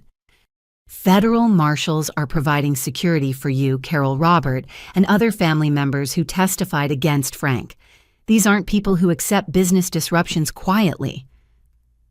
Santos arrived at Dorothy's house that afternoon with boxes of evidence that painted an even darker picture of Frank's criminal activities. "We found detailed files on elderly victims dating back 8 years," she explained.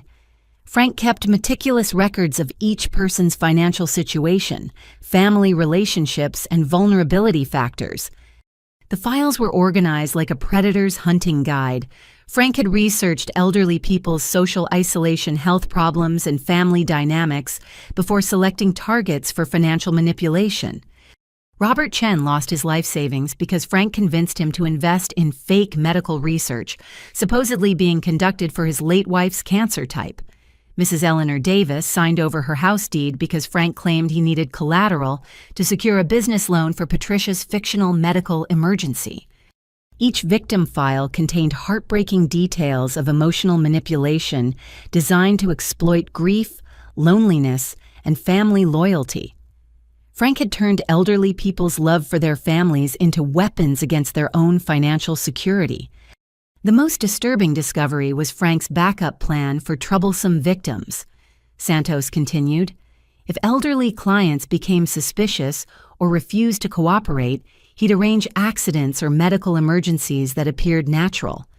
"You mean he was murdering people?" 3 elderly clients died under suspicious circumstances after questioning Frank's financial management. Heart attacks, falls, sudden illnesses that seemed consistent with their age and health conditions. But all 3 had recently expressed concerns about missing money or strange financial transactions. Dorothy hadn't been Frank's first murder victim. She'd just been the one who'd gathered enough evidence to expose his entire operation before dying. How many other elderly people had Frank killed to protect his criminal enterprise? Patricia's suicide note contained detailed confessions about the murder methods, Santos explained. They'd researched drug interactions that could cause heart failure in elderly people, studied fall patterns that would appear accidental, and learned about medication dosages that could simulate natural death. Frank and Patricia had been serial killers disguised as helpful family members, systematically murdering elderly people who threatened their criminal operations while maintaining reputations as caring, devoted relatives.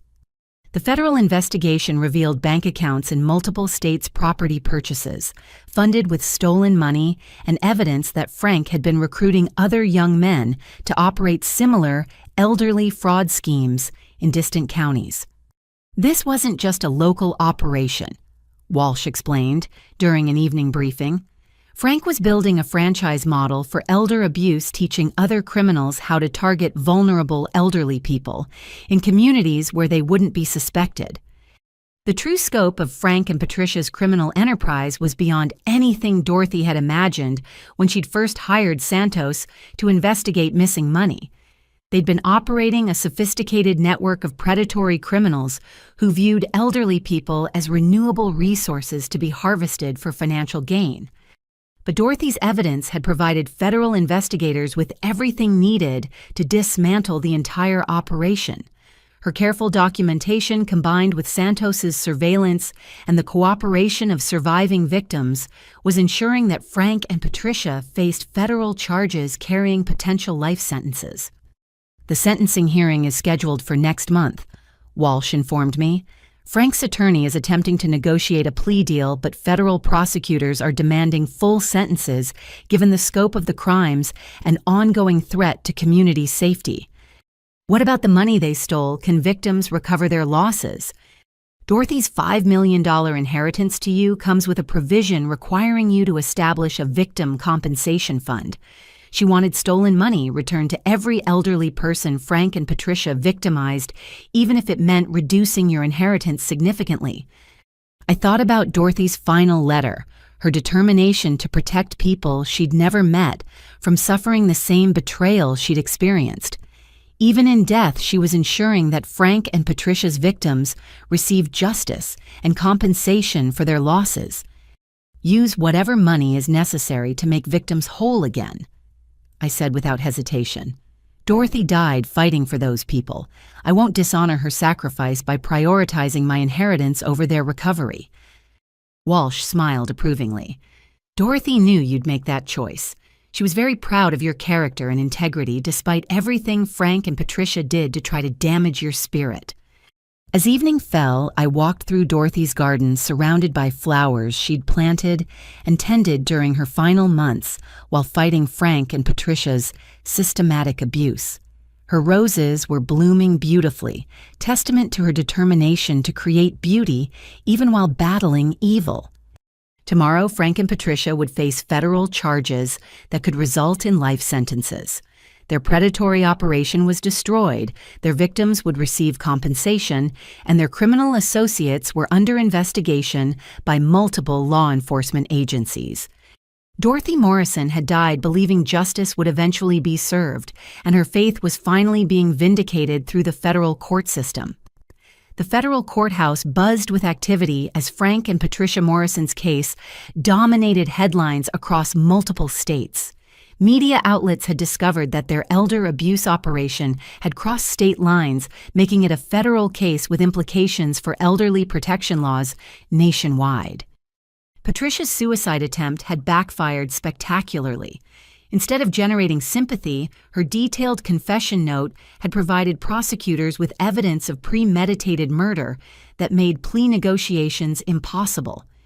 Patricia admitted to poisoning 3 elderly clients who became suspicious of Frank's financial management. Prosecutor Janet Williams explained during a pre-trial meeting. She described specific drug dosages, timing of administration, and methods used to make the deaths appear natural. The confession note had been Patricia's attempt to blame everything on Frank while portraying herself as a reluctant accomplice who'd been coerced into participating. Instead, it provided detailed evidence of her central role in planning and executing multiple murders. Frank's legal strategy collapsed completely when his attorney tried to argue that Patricia had manipulated him into criminal activities. Prosecutor Williams simply played Dorothy's recordings of Frank threatening to kill elderly clients who refused to cooperate with his financial schemes. Frank Morrison was the architect of this criminal enterprise, Williams announced to the packed courtroom. He recruited accomplices, selected victims, planned murders, and coordinated with drug dealers to launder money through accounts belonging to elderly victims. The trial attracted national attention as details of the elder abuse operation emerged through witness testimony. Martha Henderson, now recovered from her near-fatal overdose, testified about Frank's systematic manipulation and gradual theft of her life savings. "He seemed like such a caring young man," Martha told the jury, her voice breaking. "He'd bring me flowers, help with yard work, and spend hours listening to stories about my late husband. I trusted him completely because he made me feel valued and cared for." Martha's testimony was devastating because it revealed Frank's sophisticated emotional manipulation techniques. He'd spent months building trust and affection before beginning financial theft, making elderly victims feel grateful for his attention while he systematically robbed them. Robert Chen's daughter flew in from California to testify about her father's final months. Dad was convinced he was helping fund medical research that might save other families from losing loved ones to cancer. Frank had convinced him that investing his savings in this research would honor my mother's memory. Each victim's story followed the same pattern: Frank identifying vulnerability, building trust, creating emotional bonds, then exploiting those relationships to facilitate systematic theft. He'd turned elderly people's love and trust into weapons against their own financial security. But the most damaging testimony came from Ricardo Martinez, Frank's money laundering partner, who agreed to cooperate with prosecutors in exchange for reduced charges. "Frank approached us about cleaning drug money through his landscaping business," Martinez testified. "He said he had access to elderly clients who wouldn't question unusual financial transactions because he managed their accounts." Martinez described Frank as enthusiastic about expanding the money laundering operation, suggesting they could use elderly clients' accounts to clean larger amounts of drug proceeds while simultaneously stealing from the account holders. Frank said elderly people were perfect victims because they often died before discovering financial irregularities, and their families rarely examined estate finances carefully enough to detect sophisticated theft. The callous calculation in Frank's approach was breathtaking. He'd viewed elderly people as disposable resources whose deaths would conveniently conceal his crimes. Patricia's attorney attempted to portray her as another victim of Frank's manipulation, but Prosecutor Williams systematically destroyed that narrative with evidence of Patricia's independent criminal activities. Patricia Morrison operated her own elderly abuse scheme, targeting her relatives, while Frank focused on non-family victims. Williams explained to the jury, she convinced her Aunt Martha to sign over power of attorney, then use that access to steal thousands of dollars while simultaneously drugging Martha to prevent detection. Patricia had also been recruiting elderly women from her church to participate in fake investment schemes that funneled money directly into accounts she controlled. Her victims trusted her because of their shared faith and her reputation as a devoted daughter, caring for her elderly mother. Jake's testimony was particularly damaging to both parents. His attempt to claim innocence crumbled when prosecutors played recordings of him participating in family discussions about drugging Dorothy and planning my potential elimination. Jake Morrison was 19 years old when he suggested increasing the drug dosages given to his grandmother to make her more compliant. Williams told the jury he was an adult who chose to participate in planning the murder of an elderly family member. Jake's social media posts provided additional evidence of his involvement and attitude toward the crimes. Posts celebrating expensive purchases, vacation trips, and lifestyle luxuries that were clearly beyond his parents' legitimate income, all accompanied by jokes about old people being too stupid to manage their own money. The federal case attracted attention from elderly advocacy groups nationwide who viewed Frank and Patricia's prosecution as a test of the justice system's commitment to protecting vulnerable seniors from financial predators. This case demonstrates the sophisticated methods criminals use to exploit elderly victims, testified Dr. Sarah Williams from the National Elder Abuse Prevention Center. Frank and Patricia Morrison represent a growing threat to elderly Americans who face increasingly complex financial manipulation schemes. The defense attorney's final strategy was to argue that Frank and Patricia's actions were motivated by financial desperation rather than callous greed, hoping to generate sympathy from jurors who might understand economic pressures. That argument collapsed when prosecutors revealed bank records showing Frank and Patricia had accumulated over $3 million in assets while claiming financial hardship to justify stealing from elderly victims. Financial desperation doesn't explain why defendants purchase luxury cars, expensive jewelry, and vacation properties, while simultaneously claiming they needed to steal from elderly relatives to pay basic living expenses. Prosecutor Williams observed. The jury deliberated for less than 6 hours before returning guilty verdicts on all federal charges: conspiracy to commit murder, elder abuse, money laundering, wire fraud, and racketeering. Frank's face went completely white when the verdicts were read, while Patricia collapsed sobbing in her attorney's arms. Jake received a separate guilty verdict on charges of conspiracy and accessory to murder, ensuring he'd face significant prison time despite his age and claims of manipulation by his parents. But the most satisfying moment came during victim impact statements when elderly survivors spoke directly to Frank and Patricia about the devastation their crimes had caused. "You didn't just steal my money." Martha Henderson told Frank, her voice strong despite her age. "You stole my ability to trust anyone, my sense of safety in my own home, my faith in human goodness. You turned my love for family into a weapon against my own security." Robert Chen's daughter addressed Patricia directly. "You watched my father invest his life savings in fake medical research, believing he was honoring my mother's memory. You let him die, thinking he'd contributed to saving other families from cancer, when actually you were just stealing money to fund your criminal lifestyle." As the victim statements continued, Frank and Patricia's true impact became clear. They hadn't just stolen money. They destroyed elderly people's faith in humanity while using their love and trust to facilitate systematic abuse.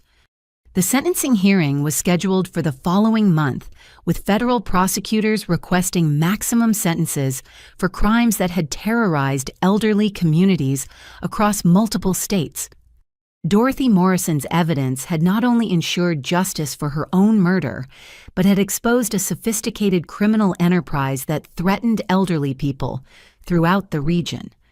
Her final months of investigation and documentation were protecting vulnerable seniors she'd never met from suffering the same betrayal she'd experienced.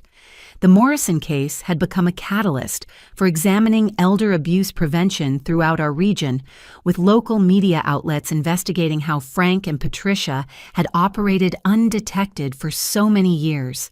The stories that emerged revealed a community that had missed numerous warning signs while respecting Frank's reputation as a helpful family man. I noticed Frank visiting Mrs. Chen every Tuesday with paperwork, neighbor Helen Rodriguez told Channel 7 News. He always carried a briefcase and stayed exactly 30 minutes. I thought it was wonderful how devoted he was to helping elderly neighbors. Similar stories emerged from across the county.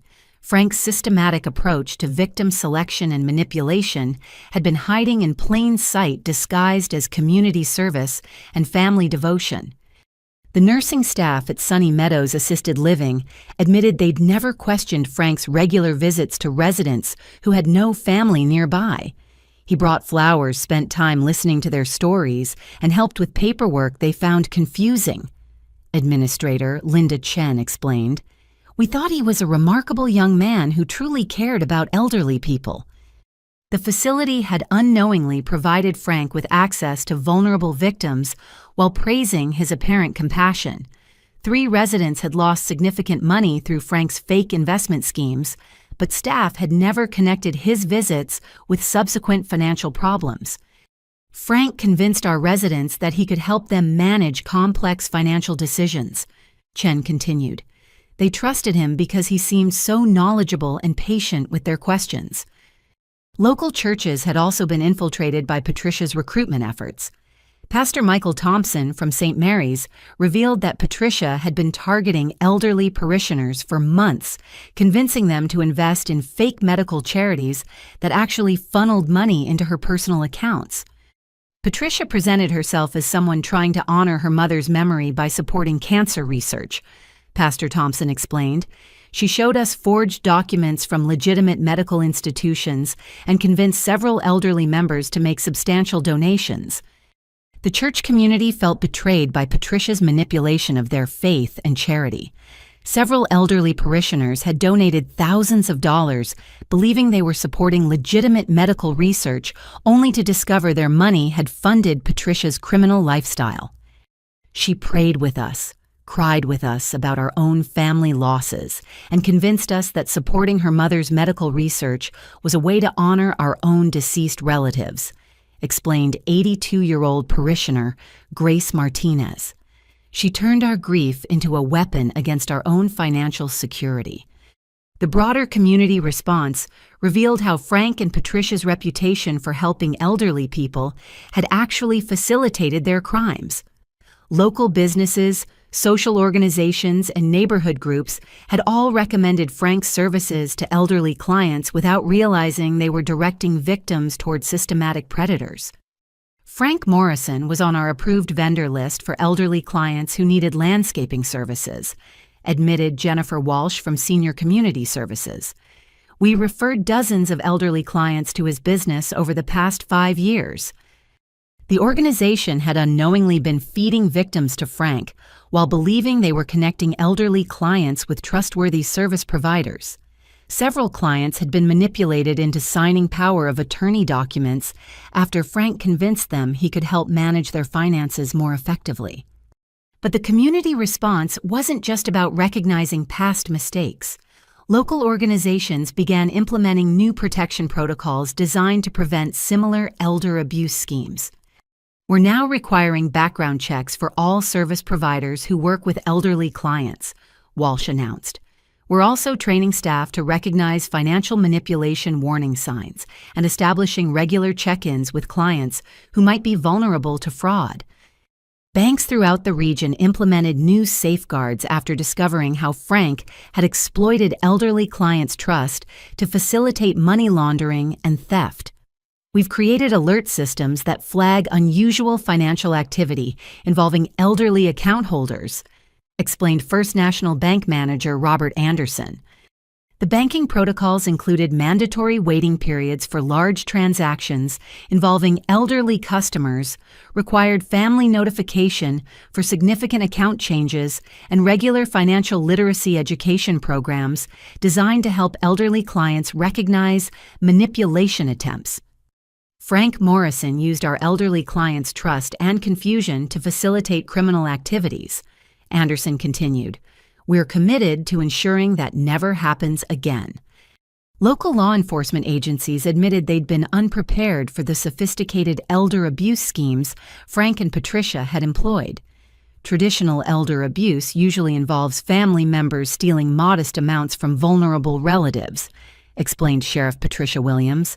Frank and Patricia were operating a multi-state criminal enterprise that required federal resources to investigate and prosecute. The Sheriff's Department established new elder abuse investigation protocols, including partnerships with federal agencies and specialized training for officers responding to elderly fraud complaints. We've learned that elder abuse has evolved beyond simple family theft, Williams explained. Modern predators like Frank Morrison use sophisticated emotional manipulation and financial schemes that require specialized investigative techniques. The medical community also recognized their role in missing warning signs of systematic elder abuse. Dr. Kim, who had initially suspected Dorothy was being drugged, established new protocols for documenting and reporting suspected medication abuse in elderly patients. Dorothy Morrison's case taught us that elderly patients experiencing unexplained confusion or memory problems might be victims of deliberate poisoning rather than natural cognitive decline.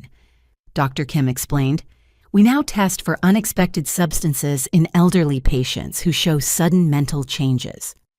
The hospital implemented mandatory elder abuse screening for all elderly patients with special attention to signs of financial exploitation and medication manipulation. But perhaps the most important community response came from elderly residents themselves, who organized support groups and education programs to help each other recognize and resist manipulation attempts. Frank Morrison succeeded because he isolated his victims and made them feel special and cared for, explained Martha Henderson, who had become a leading advocate for elder abuse prevention. We're creating networks of mutual support so elderly people don't have to face financial decisions alone. The support groups provided elderly residents with resources for verifying financial advice, recognizing manipulation tactics, and reporting suspicious behavior before becoming victims. Dorothy Morrison died fighting for people she'd never met, Martha continued. The best way to honor her memory is to ensure other elderly people never experience the betrayal she suffered. Community organizations established the Dorothy Morrison Elder Protection Fund, using donations to provide free legal services for elderly fraud victims and education programs for potential targets.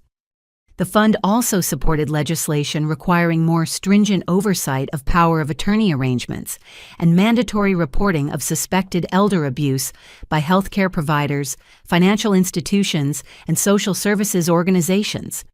Frank and Patricia Morrison destroyed dozens of elderly lives while our community celebrated their apparent compassion, explained Fund Coordinator Carol Morrison, Dorothy's daughter. We're committed to ensuring that never happens again. The Morrison case had transformed local attitudes toward elder protection, creating awareness that sophisticated predators could operate within communities for years, while maintaining reputations as helpful, caring individuals. Most importantly, the community response honored Dorothy's sacrifice by creating systems to protect future elderly residents from the same systematic abuse she'd endured while fighting for justice. Her evidence had not only exposed Frank and Patricia's crimes, but had catalyzed community-wide changes that would protect vulnerable seniors for generations to come. The asset forfeiture proceedings revealed the staggering scope of Frank and Patricia's accumulated wealth, much of which had been hidden in accounts across multiple states and investment vehicles designed to conceal criminal proceeds. Federal investigators had spent months tracing money flows through shell companies, fake business entities, and offshore accounts that Frank had established to launder drug money and hide stolen assets. The total value of seized assets exceeds $4.2 million, announced federal prosecutor Janet Williams during a press conference. This includes real estate vehicles, investment accounts, business equipment, and cash held in various financial institutions. The seizures had been dramatic and comprehensive. Frank's landscaping business was dismantled completely with all equipment and vehicles sold at federal auction. The family home purchased with stolen money from elderly victims was seized and would be sold to compensate fraud victims. Jake's college fund car and personal possessions purchased with criminal proceeds were also forfeited, leaving him facing potential prison time with no financial resources for legal representation or future education. Every dollar Frank and Patricia Morrison possessed was either stolen from elderly victims or generated through money laundering activities. Williams continued, "Federal law requires that all criminal proceeds be returned to victims or used to compensate law enforcement agencies for investigation costs." But the most significant discovery was Frank's secret investment portfolio, containing over $1.8 million in stocks, bonds, and mutual funds purchased with proceeds from elderly fraud and drug money laundering. Walsh had been working with federal agencies to ensure that recovered assets were distributed fairly among Frank and Patricia's numerous victims, but the process was complicated by the fact that some victims had died before recovering their stolen money. Dorothy's will specifically addresses this situation, Walsh explained during a meeting with victim families. She established the Morrison Family Justice Fund to ensure that deceased victims' families receive compensation and that surviving victims recover their full losses. Dorothy had anticipated that Frank and Patricia's crimes extended far beyond her own situation, and she'd structured her estate to provide comprehensive victim compensation rather than personal enrichment for surviving family members. Nellie Morrison, as Dorothy's primary heir, will receive approximately $2.7 million after all victim compensation and estate expenses are paid, Walsh announced. Dorothy wanted to ensure that her great-granddaughter received financial security while prioritizing justice for elderly fraud victims. The compensation process revealed the heartbreaking scope of Frank and Patricia's impact on elderly victims and their families. Martha Henderson would recover the $80,000 Frank had stolen, plus interest and compensation for medical expenses related to her poisoning. Robert Chen's estate would receive full restitution for the $60,000 he'd lost to Frank's fake medical research scheme, ensuring that his daughter inherited the savings her father had intended to leave her. Each victim will receive 100% restitution, plus compensation for medical expenses, legal fees, and emotional suffering, Williams announced. The goal is to make victims whole while sending a message that elder abuse carries severe financial consequences for perpetrators. But recovery involved more than just money. Several victims required ongoing medical care for health problems caused by Frank and Patricia's systematic poisoning, and the Morrison Justice Fund was structured to cover those expenses indefinitely. Dorothy understood that some forms of damage can't be repaired with money alone, Walsh explained. The fund includes provisions for counseling, medical care, and support services that victims need to rebuild their lives. The fund also supported legal advocacy for elderly abuse victims, in other cases ensuring that Dorothy's evidence and fight for justice would protect vulnerable seniors beyond just Frank and Patricia's direct victims. Eleanor Davis, who had lost her house deed to Frank's manipulation, would not only recover her property, but receive assistance with legal fees and home security improvements to help her feel safe again. Frank Morrison convinced me to sign over my house as collateral for his business loan, Eleanor explained. I thought I was helping a young family during a medical emergency. Instead, I was giving my home to a criminal who viewed my kindness as weakness to exploit. The recovery process also revealed assets Frank and Patricia had hidden in Jake's name, apparently believing that money held by their teenage son would be protected from criminal seizure. Jake had unknowingly been holding over $300,000 in accounts linked to his parents' money laundering operation, all of which was forfeited to victim compensation despite his claims of innocence. Jake Morrison may not have understood the source of money in accounts bearing his name, Williams observed, but federal law doesn't distinguish between knowing and unknowing possession of criminal proceeds. The asset recovery demonstrated how thoroughly Frank and Patricia had integrated their criminal activities into every aspect of their lives. Their mortgage payments, car payments, insurance premiums, and daily living expenses had all been funded with stolen money, creating a lifestyle built entirely on elderly victimization. Frank and Patricia Morrison lived comfortably for years while their victims struggled with unexpected financial hardship. Williams noted, "Asset forfeiture ensures that crime doesn't pay literally." The most satisfying aspect of the recovery process was watching Frank and Patricia lose everything they'd stolen while their victims regained financial security. Houses purchased with stolen money were sold to compensate elderly fraud victims, luxury cars were auctioned to fund medical care for poisoning victims, and investment accounts built with criminal proceeds were distributed to families Frank and Patricia had destroyed. "Justice isn't just about prison sentences," Walsh observed. "It's about ensuring that victims recover what was stolen and that criminals forfeit everything they gained through their crimes." Dorothy's careful estate planning had ensured that her death wouldn't just expose Frank and Patricia's crimes, but would provide lasting financial support for everyone they'd victimized. The Morrison Justice Fund was structured to operate indefinitely, providing ongoing assistance to elderly abuse victims while supporting prevention programs and legal advocacy efforts. Dorothy Morrison died fighting for justice, Walsh announced at the fund's inaugural meeting. "This money will ensure her fight continues long after Frank and Patricia are imprisoned." The financial recovery had transformed Dorothy's inheritance from personal wealth into community protection, ensuring that her $5 million estate would serve justice rather than just enriching her surviving family. Most importantly, the comprehensive asset seizure sent a clear message to other potential elder abuse criminals: systematic theft from vulnerable seniors would result in complete financial destruction, not comfortable retirement funded by victim suffering. Frank and Patricia Morrison had lost everything, while their victims recovered not just money, but hope that justice could still prevail against sophisticated predators. The federal courthouse was packed beyond capacity for Frank and Patricia Morrison's sentencing hearing, with elderly victim families, community advocates, and media representatives filling every available seat. Federal marshals had implemented additional security measures due to threats from Frank's former criminal associates who blamed him for destroying their money laundering operation.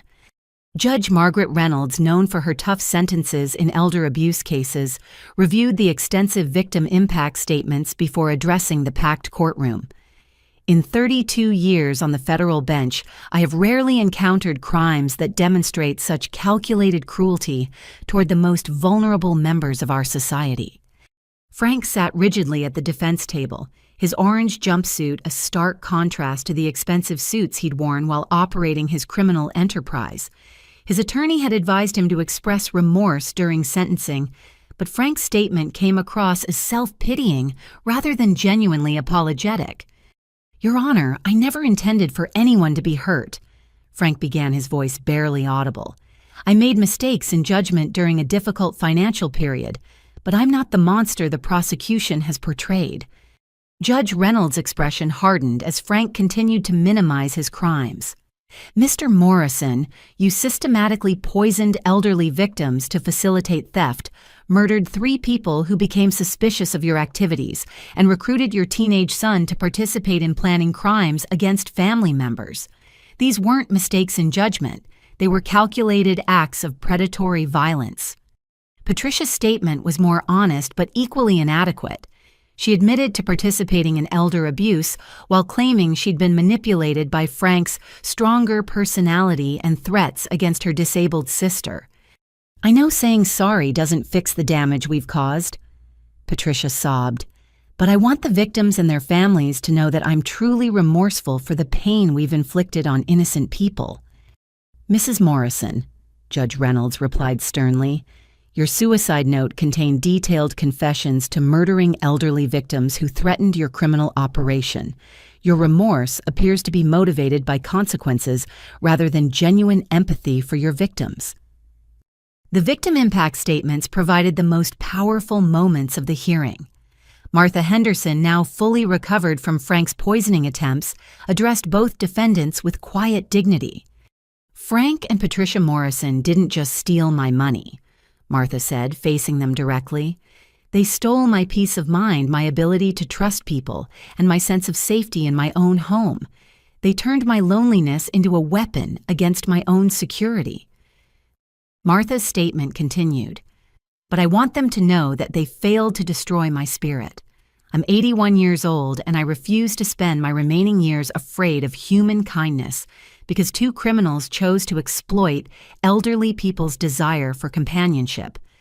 Robert Chen's daughter spoke about her father's final months when he'd believed his life savings were funding cancer research that might save other families from the loss he'd experienced.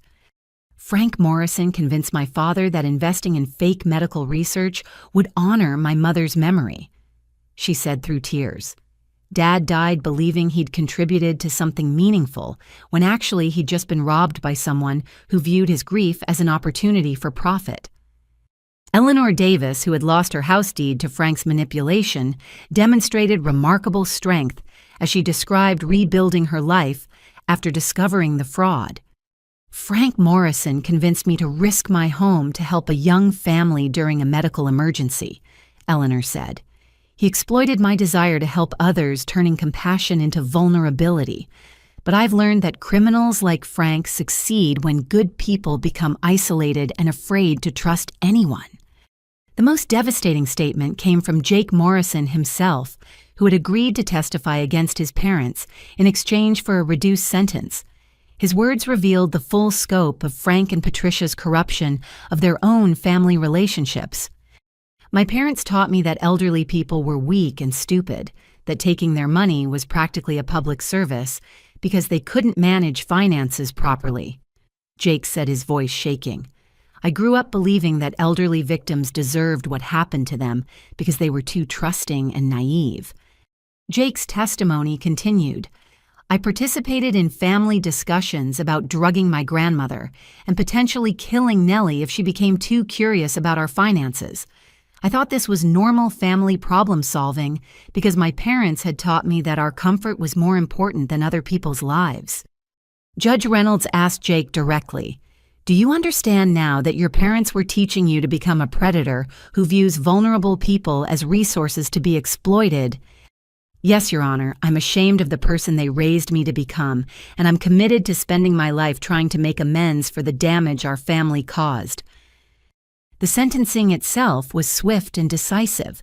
Frank received life in prison without possibility of parole for conspiracy to commit murder, elder abuse, money laundering, and racketeering. The consecutive sentences ensured he'd never be released, regardless of appeals or future legal changes. Patricia received 40 years in federal prison with no possibility of parole for 25 years, reflecting her cooperation with prosecutors and her role as Frank's accomplice, rather than the primary architect of their crimes. Jake received 12 years in federal prison, followed by 10 years of supervised probation, with requirements to complete educational programs on elder abuse and perform community service with elderly protection organizations. But Judge Reynolds saved her harshest words for the sentencing conclusion. "Frank and Patricia Morrison represent the worst kind of predators, criminals who exploit society's most vulnerable members while presenting themselves as caring, helpful community members. Their crimes weren't motivated by desperation or mental illness," the judge continued. They were motivated by greed, callousness, and a fundamental belief that elderly people existed to be exploited for their financial benefit.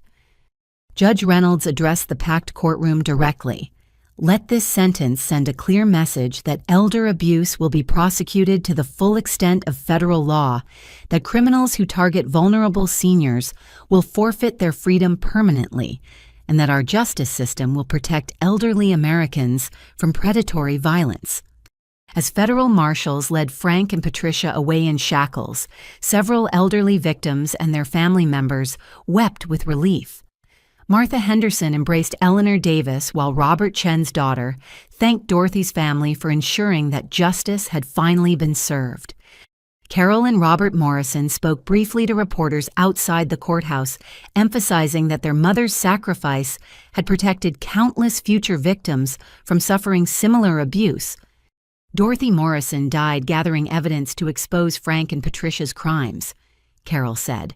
Today's sentences ensure that her final months of fighting for justice weren't in vain. The sentencing marked the end of a criminal enterprise that had terrorized elderly communities across multiple states, but it also represented a beginning.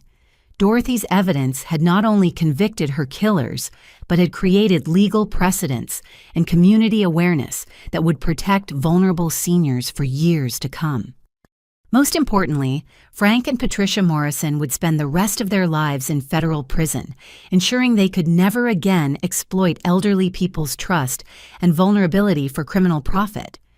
Justice had been served completely, and Dorothy Morrison's fight for elderly protection had achieved total victory. 6 months after Frank and Patricia's sentencing, I stood in Dorothy's restored garden surrounded by roses that had bloomed more beautifully than ever before.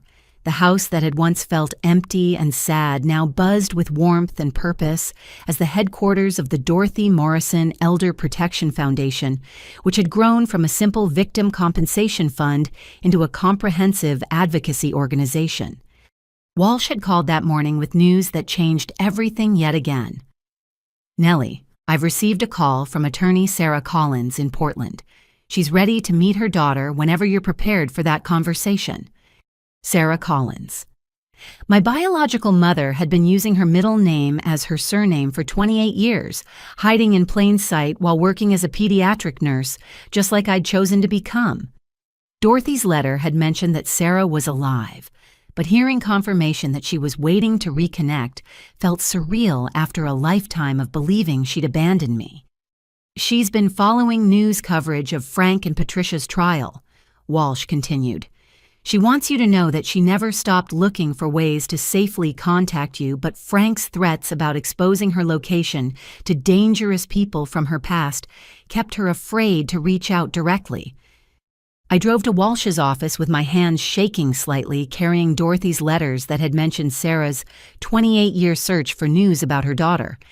Inside Walsh's office, a woman with graying auburn hair and my exact eyes sat nervously in the same chair where I'd first learned about Dorothy's investigation.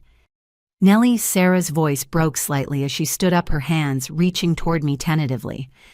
I've imagined this moment for so many years, but I never expected we'd meet under these circumstances. The embrace felt like coming home to a place I'd never known existed.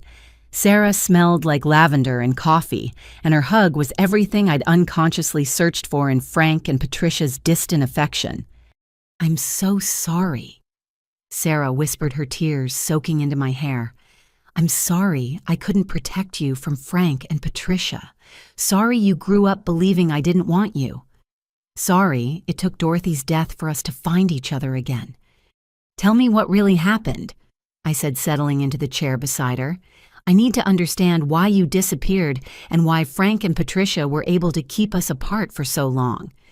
Sarah's story unfolded slowly, interrupted by tears and long pauses as she revisited painful memories she'd spent decades trying to forget. I was 19 and involved with someone Frank knew from his legal connections. Marcus was charming and exciting, but I didn't realize he was connected to dangerous criminal activities until I was already pregnant.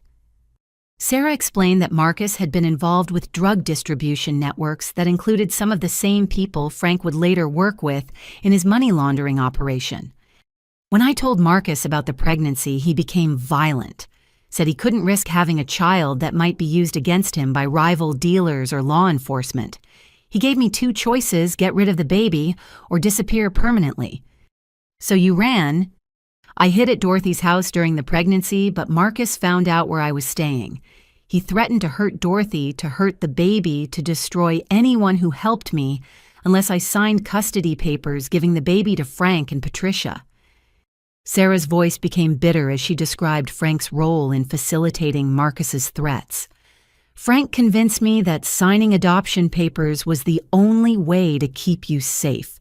He promised that Dorothy would be involved in raising you, that I could visit occasionally, that it was a temporary arrangement until Marcus lost interest. But it wasn't temporary. Frank used my fear of Marcus to control the situation completely. Every time I tried to contact you, Frank would remind me that Marcus was still dangerous, still looking for ways to hurt me through anyone I cared about. Sarah had spent years moving between cities, changing jobs, and avoiding any situation that might lead Marcus or his criminal associates back to her location. She'd become a pediatric nurse, partly because working with children helped fill the emotional void left by losing her own daughter. I followed your life from a distance, Sarah continued. Dorothy sent me school pictures, report cards, and updates about your achievements, always through intermediaries to avoid Frank's detection. She was protecting both of us. Dorothy never stopped fighting Frank and Patricia's control over your life. She hired private investigators to document Marcus's criminal activities, hoping to prove he was no longer a threat so I could safely return. Sarah showed me dozens of letters from Dorothy spanning 28 years, documenting my childhood achievements and expressing her determination to eventually reunite our family. Dorothy discovered that Marcus died in a drug-related shooting 6 years ago, Sarah explained. That's when she intensified her efforts to expose Frank and Patricia's crimes, knowing there was no longer any legitimate reason for me to stay hidden. Why didn't you contact me then? Frank convinced me that you were happy with your life, that revealing the truth about your adoption would only cause confusion and pain. He said you'd grown up considering Patricia your real mother and wouldn't want contact with a biological mother who'd abandoned you. Sarah's pain was visible as she described years of believing I didn't want a relationship with her, while I'd been accepting Frank and Patricia's explanations that biological family connections were unimportant. Dorothy's final letters mentioned that Frank was becoming more dangerous, that he'd threatened to arrange accidents for people who interfered with his control over family finances. She was worried that contacting you directly might put both of us at risk.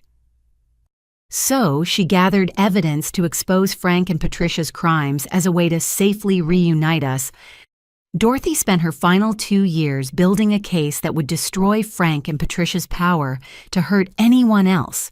She wanted you to learn the truth about your family while ensuring that Frank could never again use threats and manipulation to separate people who loved each other.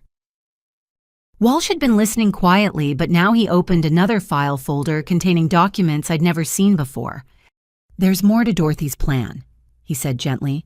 She arranged for Sarah to inherit the family house in Portland, where she's been living, ensuring you'd both have financial security and the freedom to build whatever relationship feels right. Dorothy had thought of everything. She'd exposed Frank and Patricia's crimes, protected elderly victims from future abuse, compensated everyone they'd hurt, reunited me with my biological mother, and provided both of us with the resources needed to heal from 28 years of forced separation. Sarah and I spent the next 3 hours sharing stories about our parallel lives, discovering similarities that felt like genetic echoes across the decades of separation. We'd both become nurses, both loved reading mystery novels, both preferred coffee over tea, both had the same habit of organizing thoughts by writing lists. I want to know everything about your childhood, Sarah said. I want to understand what Frank and Patricia were like as parents, whether they showed you love even while keeping us apart.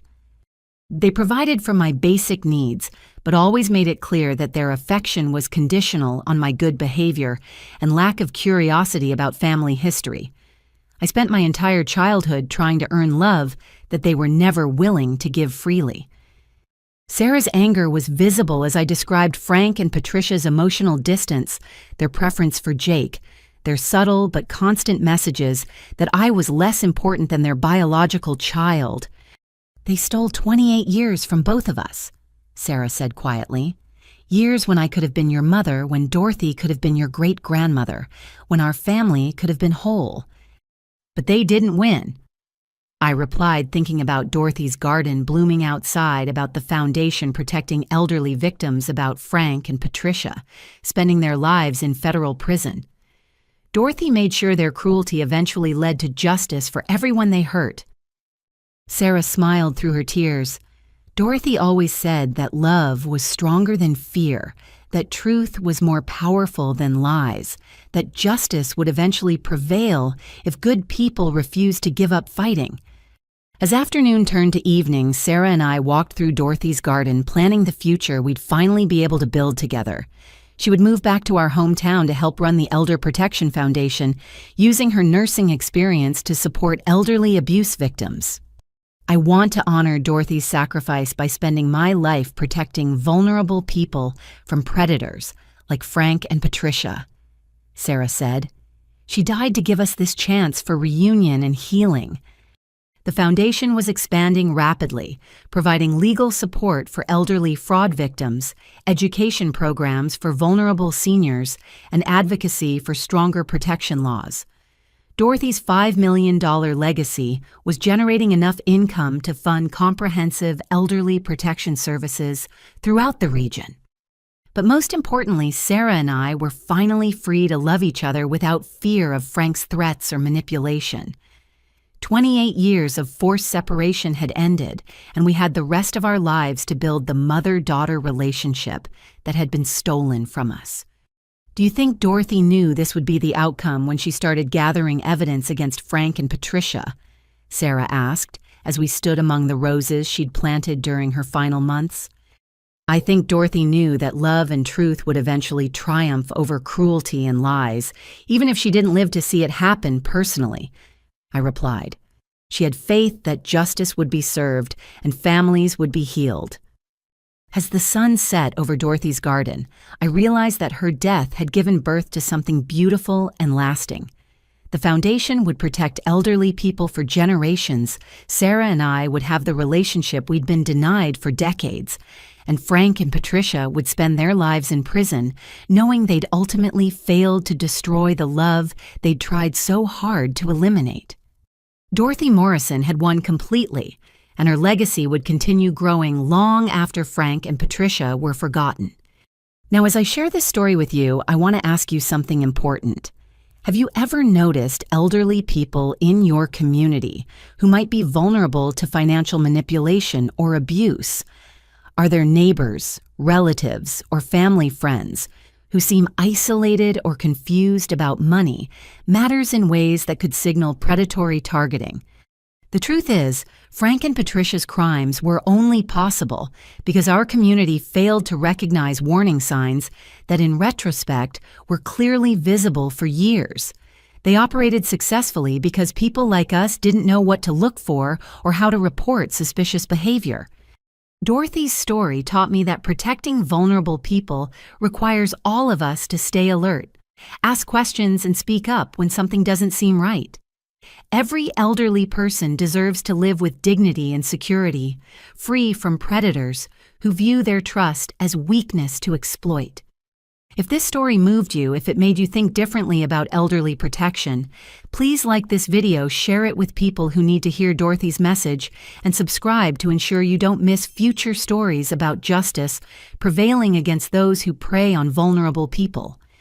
Thank you for listening to Dorothy Morrison's story and for caring enough about elderly protection to spend this time learning about how love can triumph over cruelty when good people refuse to give up fighting for what's right. May we all find the courage to protect those who need our help, and may we never forget that justice, though sometimes delayed, ultimately prevails when truth and love guide our actions.